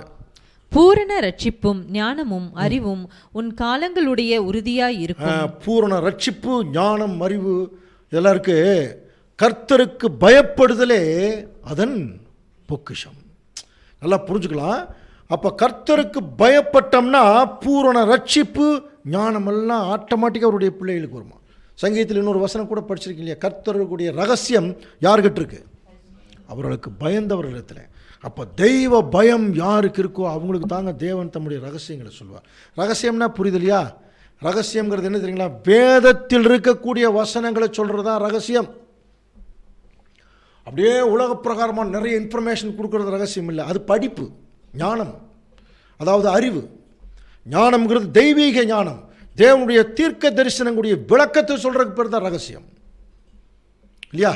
அப்போ உலக பிரகாரமான சில படிப்புகளை படிச்சுட்டு வந்து இது எப்படி அப்படின்னு சொல்கிறதெல்லாம் பெரிய விஷயம் கிடையாது. அது சாதாரணமாக யார் வேணாலும் செய்யலாம். ஆனால் தேவனுடைய ரகசியங்களை எல்லாருமே சொல்ல முடியாது. அவருடைய திருச்சபையின் பிள்ளைகள் மாத்திரம் தான் சொல்ல முடியும். அதில் யாருக்கு தெய்வ பயம் இருக்குதோ அவங்க தான் சொல்ல முடியும். ஒருவேளை நமக்கு இருந்துன்னா அந்த வாய்ப்பு தேவன் நமக்கு கொடுக்குறார். அடுத்த வசனம் வாசிக்கலாம் பாருங்க. 1 தீமோத்தேயு 6:19. நித்திய ஜீவனை பற்றி கொள்ளும்படி வரும் காலத்திற்காக தாங்களுக்கு நல்ல ஆதாரத்தை பொக்கிஷமாக வைக்கவும் அவர்களுக்கு கட்டளையிடு. நல்ல ஆகாரத்தை பொக்கிஷமாக வைக்கிறதுக்கு அவர்களை கட்டளையிடு. தீமோத்தேயுக்கு அவர் பவுல் எழுதுறார். ஸோ அன்புக்குரிய சகோதர சகோதரர்களே, இன்னும் சில பொக்கிஷமெல்லாம் இருக்குது. இப்போ நமக்குள்ளேயே நம்ம கிட்ட இருந்து எடுபடாத ஒரு பொக்கிஷம் இருக்குது தெரியுங்களா? அதை எடுத்து விடாதபடி நம்ம பார்த்துக்கணுமா? அது என்னவா இருக்கும்? அது இப்போ நம்ம லிஸ்ட்லேயே வராது. ஆனால் நம்முடைய மைண்டில் இருக்க வேண்டிய பொக்கிஷம். இப்போது தேவன் கொடுக்கக்கூடிய சத்தியம் இருக்கு இல்லையா? இந்த சத்தியத்தை மற்றவங்களுக்கு போய் சொல்கிறது கவனிச்சு பார்த்தீங்கன்னா அது அதில் ஏதாவது பெரிய விஷயம் இருக்கான்னா அது தேவன் நமக்கு கொடுத்துருக்கிற ஒரு கிருபை என்று இருந்தால் கூட அது தேவனுடையது. அவருடைய வசனத்தை எடுத்து இன்னொருத்தருக்கு கொடுக்குறோம், அவ்வளோதான். இதில் எந்த விதமான மேன்மையும் நமக்கு இல்லை, சரியா? ஆனால் நம்மகிட்ட இருந்து தேவன் என்ன எதிர்பார்க்குறார்? நம்மகிட்ட இருக்கிறது ஏதோ ஒன்று தேவனுக்கு போய் சேரணும். அப்படின்னா என்ன? நம்மகிட்ட இருக்கிறது நம்மகிட்ட, அதாவது யாருமே நம்மகிட்ட இருந்து அதை கொள்ளையடிக்க முடியாது, கொள்ளையடிக்கவும் கூடாது. அது என்ன தெரியுங்களா? நமக்குள் இருக்கிற தேவனுடைய அந்த கேரக்டர் தான். ஸோ இதெல்லாம் நம்முடைய பொக்கிஷம் மாதிரி தேவனுடைய பிள்ளைகள் வச்சுக்கணும். அதனுடைய ஒரிஜினல் அர்த்தம் என்னன்னு சொல்லி பார்த்தீங்கன்னா ஃபியர் ஆஃப் காட், தேவனுக்கு பயப்படுகிற பயம். உள்ளுக்குள்ளே பொக்கிஷம் மாதிரி வச்சுக்கணுமா? இதை யாரும் வெளியே எடுத்துகிட்டு போயிடாதபடி பார்த்துக்கணும். இன்றைக்கி என்ன நடக்குது தெரியுங்களா? சபையில் கொஞ்சம் நஞ்சம் பேர் தேவனுக்கு பயந்துட்டு இருந்தால் கூட மற்ற சகோதரர்கள்லாம் தங்களுடைய தாந்தோன்றித்தனமான நடவடிக்கைகளினாலே, தங்களுடைய அசட்டைத்தனத்தினாலே, தங்களுடைய சோம்பேறித்தனத்தினாலே, தங்களுடைய மேட்டிமையினாலே, நல்லா புரிஞ்சுக்கலாம், இந்த மாதிரி சில கேரக்டர்னாலே கொஞ்சம் நஞ்சம் பயபக்தி உள்ளவர்களை கூட கெடுத்துடுறாங்களாம். அந்த பயமே எல்லாம் பண்ணிடுறாங்க, புரியுதுங்களா? அப்படி இருக்கும்போது தேவனுடைய பிள்ளைகள் சில வாட்ச்மேன் இருக்கணும். அதை உற்று கவனித்து அந்த பயத்தை அவர்களுக்குள்ளே வைக்கணும், பாதுகாக்கணும். இல்லை, தேவன் மேலிருந்து பார்க்குறார். அதுக்கு என்ன வேணும் தெரியுங்களா? இன்னொரு பொக்கிஷம் வேணும். தேவனுடைய பரிசுத்த ஆவியும் அவருடைய சத்தியம், ரெண்டும் நமக்குள்ள பொக்கிஷமாக இருக்கு. ஸோ எல்லாவற்றுக்கு மேலாக தேவனுக்கு பயப்படுகிற பயம், இந்த பயம், இந்த சத்தியம், இந்த பரிசுத்தாவி, இதை பொக்கிஷமாக வச்சு பாதுகாத்துட்டு இருக்கணும். இதை யாரும் கொள்ளையடிக்காமல் பாருங்க, கவனிக்க. அப்போ இதை கவனிக்கிறதுக்குன்னே ஒரு குரூப் இருக்கணுமா சபையில், புரியுதுங்களா? இதை கவனிக்கிறதுக்குன்னே ஒரு குரூப்பு அங்கே இருக்கணும். இவங்களை பற்றி நம்ம என்ன படித்தோம்? இவங்க தான் யாருன்னு படிக்கிறோம்? கேட் கீப்பர்ஸ் இல்லையா? ஸோ அடுத்தது நம்ம கவனிக்கும்போது ஆஃபீஸர்ஸ், ஜட்ஜஸ். ஜட்ஜஸ்னாலே நமக்கு தெரியும் இல்லையா? இவங்க என்ன செய்வாங்க? நியாயம் விசாரிக்கிறவங்க இல்லையா? ஸோ இப்படி ஒரு குரூப் இருந்திருக்காங்க. இவங்க பார்த்தீங்கன்னா இதுக்கு ஒரு பெரிய லிஸ்ட்டு கொடுக்குறாரு. ஒரு மாதத்துக்கு 12 மாதம், அதில் ஒரு மாதத்துக்கு 24,000 பேர். அப்போ 12 மாதத்துக்கு கவனித்து பார்த்தீங்கன்னா எவ்வளோ தெரியுங்களா? 2,88,000 பேர். இது நம்மளால் கிரகிக்கவே முடியல, இத்தனை பேர் இருந்திருக்காங்கண்ணா ஜட்ஜஸ். இந்த 2,88,000 கொஞ்சம் கூர்ந்து கவனிச்சின்னா ஏதாவது புரியுதா? அதனுடைய பாதி எவ்வளவு? 1,44,000. இதில் ஏதோ கணக்கு இருக்குன்னு தயவு செய்து யாரும் நினைக்க வேண்டாம், அப்படியெல்லாம் இருக்கிற மாதிரி தெரியல. ஆனால் அப்படி நினைப்போம் சில நேரத்தில், அந்த கரெக்டாக அந்த கணக்கெல்லாம் அப்படி போட்டு பார்ப்போம் இல்லையா? ஸோ அன்புக்குரிய சகோதர சகோதரி, இவங்களுடைய முக்கியமான வேலையை என்னன்னு சொல்லி கவனிச்சின்னா, தேவனுடைய பிள்ளைகளை அவங்களுக்கு வரக்கூடிய பிரச்சனைகளை என்ன செய்யணும், இப்போ சரியாக ஒரு நியாயம் தீர்க்கணும். ஸோ இது நமக்கு ஏற்கனவே படிச்சிருக்கிறோம் பாருங்கள். 1 கொரிந்தியர் 6ஆம் அதிகாரம் 1ஆம் வசனம் வாசிக்கலாம். உங்களில் ஒருவனுக்கு வேறொருவனோடே வழக்குண்டானால் வழக்காடும்படி அவன் பரிசுத்தவான்களிடத்தில் போகாமல் அநீதிக்காரரிடத்தில் போக துணிகிறது என்ன? வழக்காடும்படி உங்களை ஒருத்தனுக்கு வேறொரு வழக்குண்டானால் எங்கே போக வேண்டாங்கிறார்? அநீதிக்கார இடத்துல போகாதீங்க, பரிசுத்தவான்கள் இடத்துல போங்கன்னார். இதை குறித்து நம்முடைய மூத்த சகோதரர் ஒரு கேள்வி கேட்கும்போது அவருக்கு ஒரு இன்டீரியராக பதில் சொன்னார். பரிசுத்தவான்கள் இடத்துல போகிறதுன்னா இந்த பூமியில் யாருங்க பரிசுத்தவான்? ஆனால் நாமளே சொல்லிக்கிறோம் சபையில் உள்ள பரிசுத்தவான்கள் அப்படிங்கிறோம் இல்லையா? பரிசுத்தவான்களாக அழைக்கப்பட்டிருக்கிறோம் அப்படின்லாம் சொல்கிறோம். இது நாமளே சொல்கிறதுக்கு நமக்கு கொஞ்சம் கஷ்டமாக தான் இருக்குது. ஏன்னா நம்ம இன்னும் என்ன நிலைமையில் தான் இருக்கிறோம்? பரிசுத்தமான பாவ நிலைமையில் இருந்துட்டுருக்கிறோம் இல்லையா? பழைய புது சிருஷ்டிகளாகவும் புதிய பழைய சிருஷ்டிகளாகவும் இருந்துட்டுருக்கிறோம். அப்படி இருக்கிற பட்சத்தில் என்ன சொல்கிறார்? பரிசுத்தவான்களிடத்திலே போகும். அப்படின்னா அந்த மாதிரி கூட சகோதரர்கள் கொஞ்சம் பேர் இருக்கிறாங்க. அவர் சொன்ன ஐடியா என்னென்னா, பரிசுத்தவான் நமக்கு தெரிஞ்சு கிறிஸ்து தான். உங்களுக்கு பிரச்சனை எதாவது இருக்கா, அவர்கிட்ட போங்கன்னு அர்த்தம். அவருடைய வசனங்கள் இடத்துல போங்க. அவருடைய வசனமே நியாயம் தீர்க்கும்னு பைபிள் படிச்சிருக்கோம் இல்லையா? அப்போ அந்த வசனத்தில் நம்முடைய பிரச்சனைக்குரிய கவுன்சிலிங் இருக்குது, அங்கே போங்கங்கிற. சரியா? ஸோ அதனால் அதுக்கு போகாமல் நீங்கள் அநீதிக்கார இடத்துல போகிறீங்க. அதே சமயத்தில் பரிசுத்தவான்கள் உலகத்தை நியாயம் தீர்ப்பார்கள் என்று அறியீர்களா? இங்கே கரெக்டாக நியாயம் தீர்க்கலைன்னா அங்கே போய் எப்படிங்க நியாயம் தீர்க்க போகிறோம்? சொல்கிறார் பாரு, உலகம் உங்களால் நியாயம் தீர்க்கப்படுவதாக இருக்க அற்ப வழக்குகளை தீர்க்க நீங்கள் அபாத்திரரா? அற்ப வழக்கு சின்ன கவனிச்சு பாருங்கள். சில சபைகள் எல்லாம் நம்ம சபைகள்லேயே சில நேரத்தில் ஒரு மூப்பர் அப்படிங்கிற ஒரு பொசிஷனுக்கு வர்றதுக்கு எவ்வளோ கவுன்சிலிங் கொடுக்க வேண்டியது இருக்குது, எவ்வளோ பிரச்சனைகள் புரியுங்களா, எவ்வளோ பிரிவினைகள், எவ்வளோ பேதங்கள், எவ்வளவு கருத்து வேறுபாடு. ரொம்ப சிம்பிள், ரொம்ப சிம்பிள். இதை 2 கொரிந்தியர் 13ஆம் அதிகாரம் 5ஆம் வசனத்தில் படித்து பார்க்கலாம். அன்புக்குரிய சகோதரர்களே, என்ன சொல்கிறாரு? நீங்கள் விசுவாசம் உள்ளவர்களா என்று சோதிச்சு பாருங்கள். இயேசு கிறிஸ்து உங்களுக்குள் இருக்காருன்னு உங்களுக்கு தெரியுமான்னு ஒரு கேள்வி கேட்குறாரு. நமக்குள்ளே இயேசு கிறிஸ்து இருக்காருன்னு உங்களுக்கு தெரியும். இப்போ அதே கேள்வி தான் நம்மளை பார்த்து கேட்டுக்கலாம். நமக்குள்ளே இயேசு கிறிஸ்து இருக்காருன்னு உங்களுக்கு நமக்கு தெரியுமா? அல்லது உங்களுக்குள்ளே கிறிஸ்து இருக்காருன்னு உங்களுக்கு தெரியுமா அப்படின்னு ஒரு கேள்வி. அப்போ எனக்குள்ளே கிறிஸ்து இருந்தால் நான் கிறிஸ்து மாதிரி தான் நடப்பேன் இல்லையா? எனக்குள்ளே கிறிஸ்து இருந்தால் நான் எப்படி நடப்பேன்? கிறிஸ்து மாதிரி தான். அப்போ கிறிஸ்து என்ன பண்ணுவார்? அங்கே ரோமன் கவர்மெண்ட் முதல் வருகையில் வரும்போது, நான் என்ன இருந்தாலும் ராஜா, அதனால் பிலாத்துவெல்லாம் ராஜாவாக இருக்கப்படாது, நான் தான் ராஜான்னு உட்கார்ந்தாரா? இல்லையே. அருமையாக கீழே தேவனுடைய கீழ்ப்படிதலுக்குள்ளே அவர் போயிட்டார். அப்போது தேவனுடைய பிள்ளைகள் அவருடைய ஆலயமாக இருக்கிறோம் அப்படின்னா சின்ன சின்ன பிரச்சனைகளை ரொம்ப ஈஸியாக சால்வ் பண்ணுற மாதிரி இருக்கணும். ஆனால் என்ன பண்ணிடுறோம்? சில நேரத்தில் பாருங்கள், உலகத்தையே நம்ம நியாயம் தீர்க்கிறவளாக இருக்கும்போது அநீதிக்காரத்தில் போகிறது எவ்வளோ மோசமான ஒரு விஷயம். போயிடுறோமா சில நேரத்தில். அப்புறம் எப்படி போய் நம்ம சாதாரண சகோதரனையே நம்மளால் கரெக்டாக ஜட்ஜ் பண்ண முடியல, நம்ம போய் 1000 ஆண்டு அரசாட்சியில் உட்காந்து உலகத்தை ஜட்ஜ் பண்ண போகிறோமா? இங்கே அதை செஞ்சு காட்டணும். புரியுதுங்களா? சரியாக நியாயம் காட்டணும். அற்பமான வழக்குகளை மிக அற்பமாக தீர்த்துடணுமா? இங்கே என்ன பண்ணுறது? அற்பமான வழக்கில் பெருசு பண்ணிடுறது, சில நேரத்தில் பெரிய வழக்கில் அற்பம் பண்ணிடுறது. அப்படி இல்லை.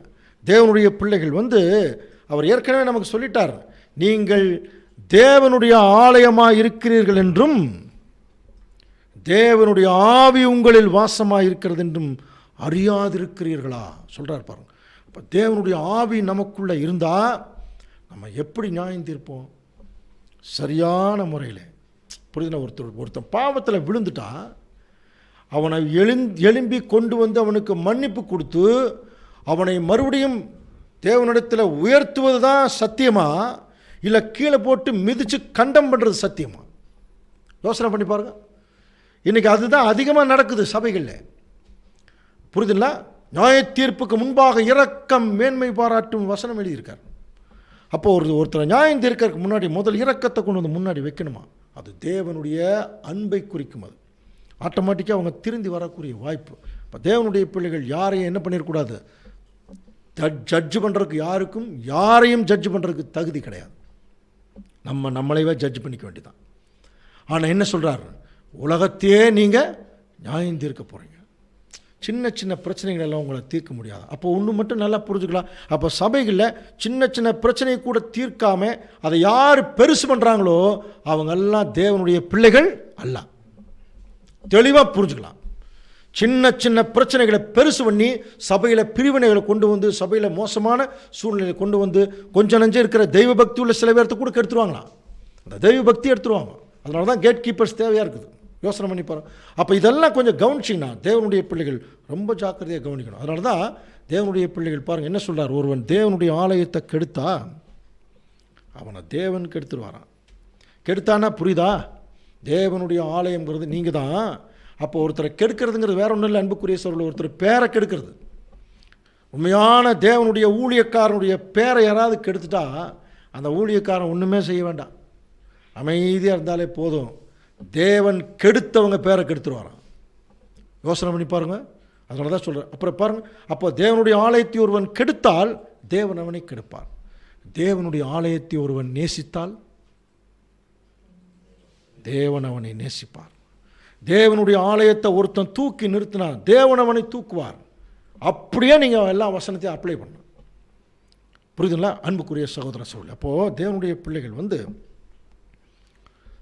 சத்தியத்தில் நடக்கும்போது எல்லாரையும் தேவனைப் போல நியாயம் தீர்க்கிறவர்களாக இருக்கணும். அதனால தான் இன்றைக்கி நம்மெல்லாம் ஒரு கல் மாதிரின்னு சொல்கிறார். அப்போ ஒரு கல் குவாரியிலேருந்து எடுக்கப்படும் போது சிலதெல்லாம் பார்த்தீங்கன்னா உலக பிரகாரமான சில ஒட்டிகிட்டு இருக்காத தேவனே என்ன பண்ணுறார், அதை கட் பண்ணுறார். அந்த வேலையை செஞ்சு தான் ஜீவனுள்ள கற்களை போல் நம்மளை கொண்டு வந்து சேர்க்குறாராம் அவருடைய ஒரு மிகப்பெரிய ஒரு ஆசீர்வாதத்துக்குள்ளே. இதைத்தான் பேதுரு அங்கே எழுதுகிறார். அப்போது அன்புக்குரிய சகோதர சகோதரி, இப்போ நம்மெல்லாம் யாருன்னு சொல்கிறார் பாருங்க, கிறிஸ்து தலை, நம்மெல்லாம் யாருங்க, சரீரம். அப்படின்னா கிறிஸ்து தலை, இந்த சரீரத்தில் தாங்க இந்த 4 வகுப்பாக இருக்கிறாங்க. இப்போ ஒரு கவனிங்க, இந்த சரீரத்தில் யார் இருக்கிறாங்க, இந்த 4 வகுப்பாக இருக்கிறாங்க. இவங்க எப்படி இருக்கிறாங்கன்னு சொல்லி கவனிச்சு பாருங்க.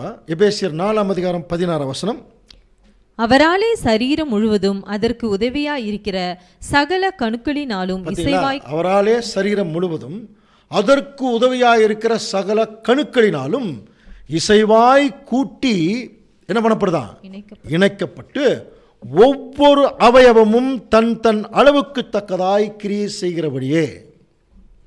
அப்போ ஒவ்வொரு அவயவமும் தனக்கு இருக்கிற அளவுக்கு தக்கதாக கிரியை செஞ்சாகணும். அது அன்பினாலே பாருங்க, அது அன்பினாலே தனக்கு பக்தி விருத்தி உண்டாகிறதுக்கு ஏதுவாய் சரீர வளர்ச்சி என்ன பண்ணுதான் உண்டாகும். அடுத்தது ஏற்கனவே படிச்சோம் இல்லையா, அன்புடன் சத்தியத்தை கை கொண்டு நம்ம எல்லாம் தலையாகிய கிறிஸ்துவுக்குள் எல்லாவற்றிலே வளரணும். இப்போ இந்த சப்ஜெக்டினுடைய கன்க்ளூஷன் என்ன தெரியுங்களா, ஒரு கேள்வி கேட்டு முடிக்கலாம். இப்போது சபையில் 4 பேர் யாருங்க, சபையினுடைய எல்டர்ஸ். அவங்களுக்கு என்ன வேலை, ஆலயத்தினுடைய ஆராதனை வேலைகள், பணிமுட்டுகள், இதை கவனிக்கிறது. அப்புறம் சிங்கர்ஸ், சத்தியம் பேசுகிறவங்க. கேட் கீப்பர்ஸ் அப்படின்னா யாருங்க, வாட்ச்மேன், வெளியே நின்று சபையினுடைய பொக்கிஷத்தை பாதுகாக்கிறவங்க. அதுக்கப்புறம் யாருங்க, ஜட்ஜை கொடுக்குறோம். ரைட். இப்போ ஒரு சின்ன உதாரணம் தான், எனக்கு தெரிஞ்ச உதாரணம், நீங்கள் நிறைய உதாரணம் எடுத்துக்குவீங்க. இப்போ இந்த மாதிரி 4 பேர் இங்கே ஒர்க் பண்ணிகிட்ருக்குறாங்க. ஒர்க் பண்ணிகிட்ருக்கிறது ஒருத்தன் ஒரு பொருளை திருடிட்டு ஓடுறான். சபையிலேருந்து ஒரு பொருளை எடுத்துகிட்டு போகிறான்னு வச்சுங்க. அதையே சப்ஜெக்ட் பேசிட்டு சிங்கர் ஒருத்தர் பார்க்குறாங்க.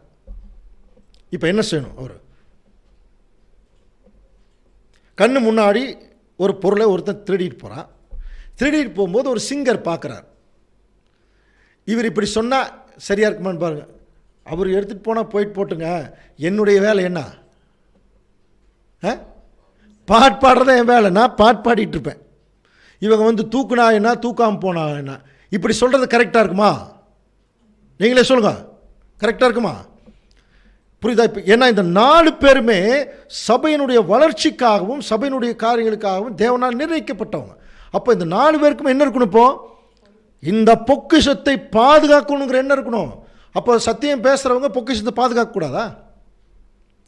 இப்போ ஒருத்தர் வந்து பிரச்சனை வந்தால் மட்டும் நான் வந்து நான் சால்வ் பண்ணுறேங்க, நான் வந்து போய் வந்து திடீர்னு பாட்டெல்லாம் பாட முடியாது, திடீர்னு யாராவது வந்தாங்கன்னா எனக்கு நான் அவங்களுக்கெல்லாம் உதவி செய்ய முடியாது, ஆலயத்தினுடைய வேலை என்னால் செய்ய முடியாதுங்க, யாராவது ஜட்ஜ்மெண்ட் வந்தால் இப்படி ஒருத்தர் சொன்னால் எப்படி இருக்கும்?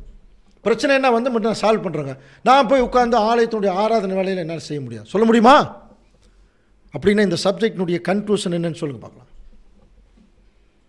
கன்க்ளூஷன் என்ன? இந்த 4 வேலையும் என்ன பண்ணும்? எல்லாரும் செய்யணும். நல்லா புரிஞ்சுக்கலாம். எல்லாரும் இந்த 4 வேலையை செய்யறதுக்கு தாங்க தேவன் இந்த பூமியில் கூப்பிட்டுருக்கார். ஆனால் அதில் ஒரு அளவு சொல்கிறார், அவனவனுக்குரிய அளவு. புரியுதுங்களா? அப்போது ஒவ்வொருத்தரும் எனக்கு இந்த வேலை இல்லைன்னு தட்டி கழிக்க முடியாது. ஒரு எல்டர் செய்கிற வேலையை சில பேர் என்ன சொல்லுவாங்கன்னா, அதெல்லாம் எல்டர் பார்த்துக்குவாருங்க, எல்டர் வேலை. அப்படி இல்லை, எல்டர் அவருடைய வேலையை செய்வார். பட் அதுக்கு நம்ம என்ன செய்யணும்? நம்முடைய எல்லா விதமான உதவிகளையும் நம்ம செய்கிறவர்களாக இருக்கணும். ஒருத்தர் அடிபட்டு கீழே விழுகிறார், உடம்பு சரியில்லை, எல்டர் தான் போய் பார்க்கணுமா? மற்ற சகோதரர்கள் பார்க்கக்கூடாதா? இப்படியெல்லாம் ஒரு ரூல்ஸ் எல்லாம் நம்ம வைக்கக்கூடாது சபையில். புரியுதுங்களா? இந்த 4 விஷயங்களிலும் தேவனுடைய பிள்ளைகள் தேறினர்களாக இருக்கணும். அப்படி இருந்தால் மட்டும்தான் அந்த ஆலயம் தேவனுக்கேற்ற மகிமைக்குரிய ஆலயமாக அது வந்து கட்டப்படும். அது தேவனுக்கென்று மகிமை சேர்க்கப்படும். அன்புக்குரிய சகோதர சகோதரர்களே, தாவீது விசேஷமாக இந்த 4 வகுப்பாரை வகுத்தது இங்கே நமக்கு மத்தியில் இருக்கிற 4 வகுப்பாரில் 4 வேலைகளையும் தேவனுடைய பிள்ளைகள் என்ன செய்யணும். அப்போது சில பேர் சொல்லுவாங்க, நான் மைக் பிடிச்செல்லாம் என்னால் சத்தியம் பேச, இப்போ இந்த வசனத்தை பார்த்தா நீங்கள் ஏதோ சுரமண்டலம் வாச்சிட்டு பேச சொல்கிறீங்க, மைக் பிடிச்சிட்டு என்னால் சத்தியமெல்லாம் பேசுகிறதெல்லாம் முடியாதுங்க. வேண்டியதில்லை, மைக்கே தேவையில்லைங்க. அது ஒரு சிலருக்கு வாய்ப்பு கிடைக்குது, பேசுகிறாங்க. சில சகோதரர்கள்லாம் மைக் இப்போ முன்னாடியே வர்றதில்லை. நீங்கள் நிறைய பேர் உங்களுக்கு தெரியும் அன்புக்குரிய சோழர், வீடுகளில் போகிறாங்க, உட்கார்ந்துட்டு இருக்கிறாங்க, திடீர்னு யாராவது வந்தால் டக்குன்னு ஓப்பன் பண்ணுறாங்க, சத்தியத்தை நல்லா பேசுகிறாங்க. அதன் மூலம் சில பேர் ஞானஸ்தானம் எடுக்கிற அளவுக்கு வந்துடுறாங்க. அப்போது இதெல்லாம் பார்த்தீங்கன்னா தேவனுடைய பிள்ளைகள் சத்தியம் எனக்கு பேசவே வராதுங்க சொல்ல வேண்டிய அவசியம் இல்லை. மேடையில் நின்று பேசுவது தான் பேசுவது என்று நினைக்க வேண்டாம். சந்தர்ப்பம் வாய்த்தாலும் வாய்க்காவிட்டாலும் திருவசனத்தை ஜாக்கிரதையாய் பிரசங்கம் பண்ணு. பவுல் சொன்னார் இல்லையா, அந்த மாதிரி நமக்கு தெரிந்த அளவில் தேவனுடைய சத்தியங்களை சொல்வதற்கு எப்பொழுதுமே தயாராக இருக்க வேணும். புரியுதுங்களா? ஆலயத்தினுடைய ஆராதனை மட்டும் இல்லை, சத்தியம் பேசுவதற்குரிய காரியங்கள், ஒழுங்குமுறைகள், இவைகளை நாம் என்ன செய்யணும்? நாம் முதல் கடைப்பிடிக்க வேணும். இது வந்து எல்டர் தான் முதல்ல செய்யணுங்கிற அவசியம் இல்லை. ஒவ்வொரு சகோதரனும் கடைப்பிடிக்கணும், ஒவ்வொரு சகோதரனும் அதை கவனிக்கணும், ஒவ்வொரு சகோதரனும் வாட்ச்மேனாக இருக்கணும்.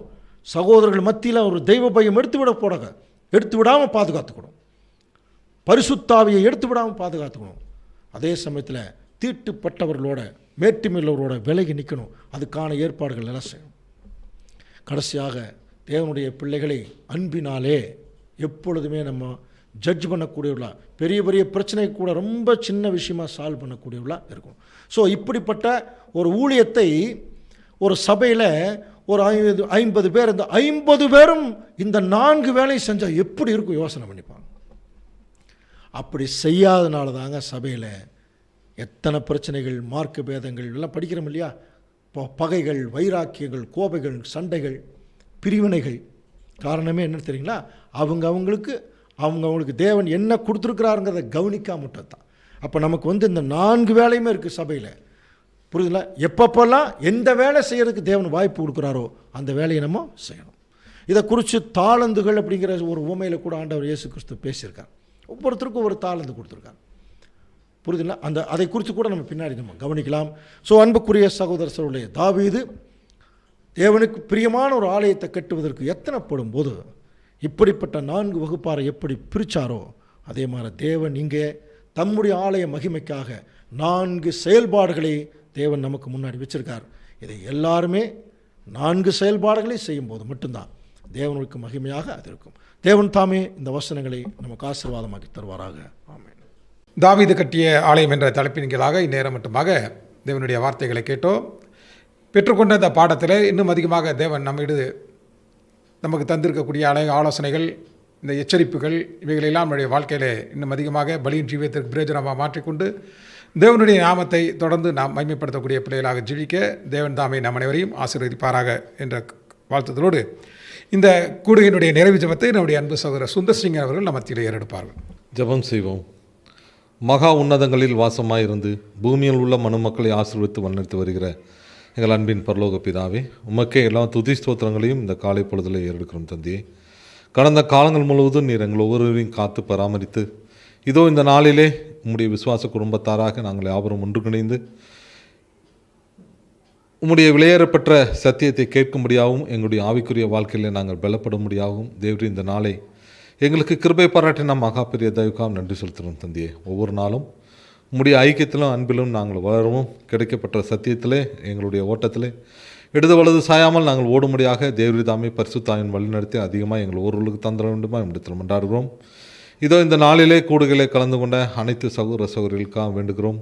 தொடர்ந்து நீர் எங்களை பாதுகாத்து பராமரித்து உம்முடைய சத்தியத்திலே நடக்க எங்களுக்கு கிருபை பாராட்ட வேண்டுமா இடத்தில் மன்றாடுகிறோம். இதோ நாங்கள் கேட்டதும் கேட்கின்ற மற்ற சகல மன்றாட்டுகளையும் நீர் எங்களுக்கு ஆசீர்வாதமாக்கி தர வேண்டும் என்று எங்கள் அன்பின் இரட்சகராக இயேசு கிறிஸ்துவின் மூலமாக இந்த மன்றாட்டுக்களை நாங்கள் பணிவோடு ஏற்கிறோம் எங்கள் பரிசுத்தமுள்ள நல்ல பிதாவே, ஆமென்.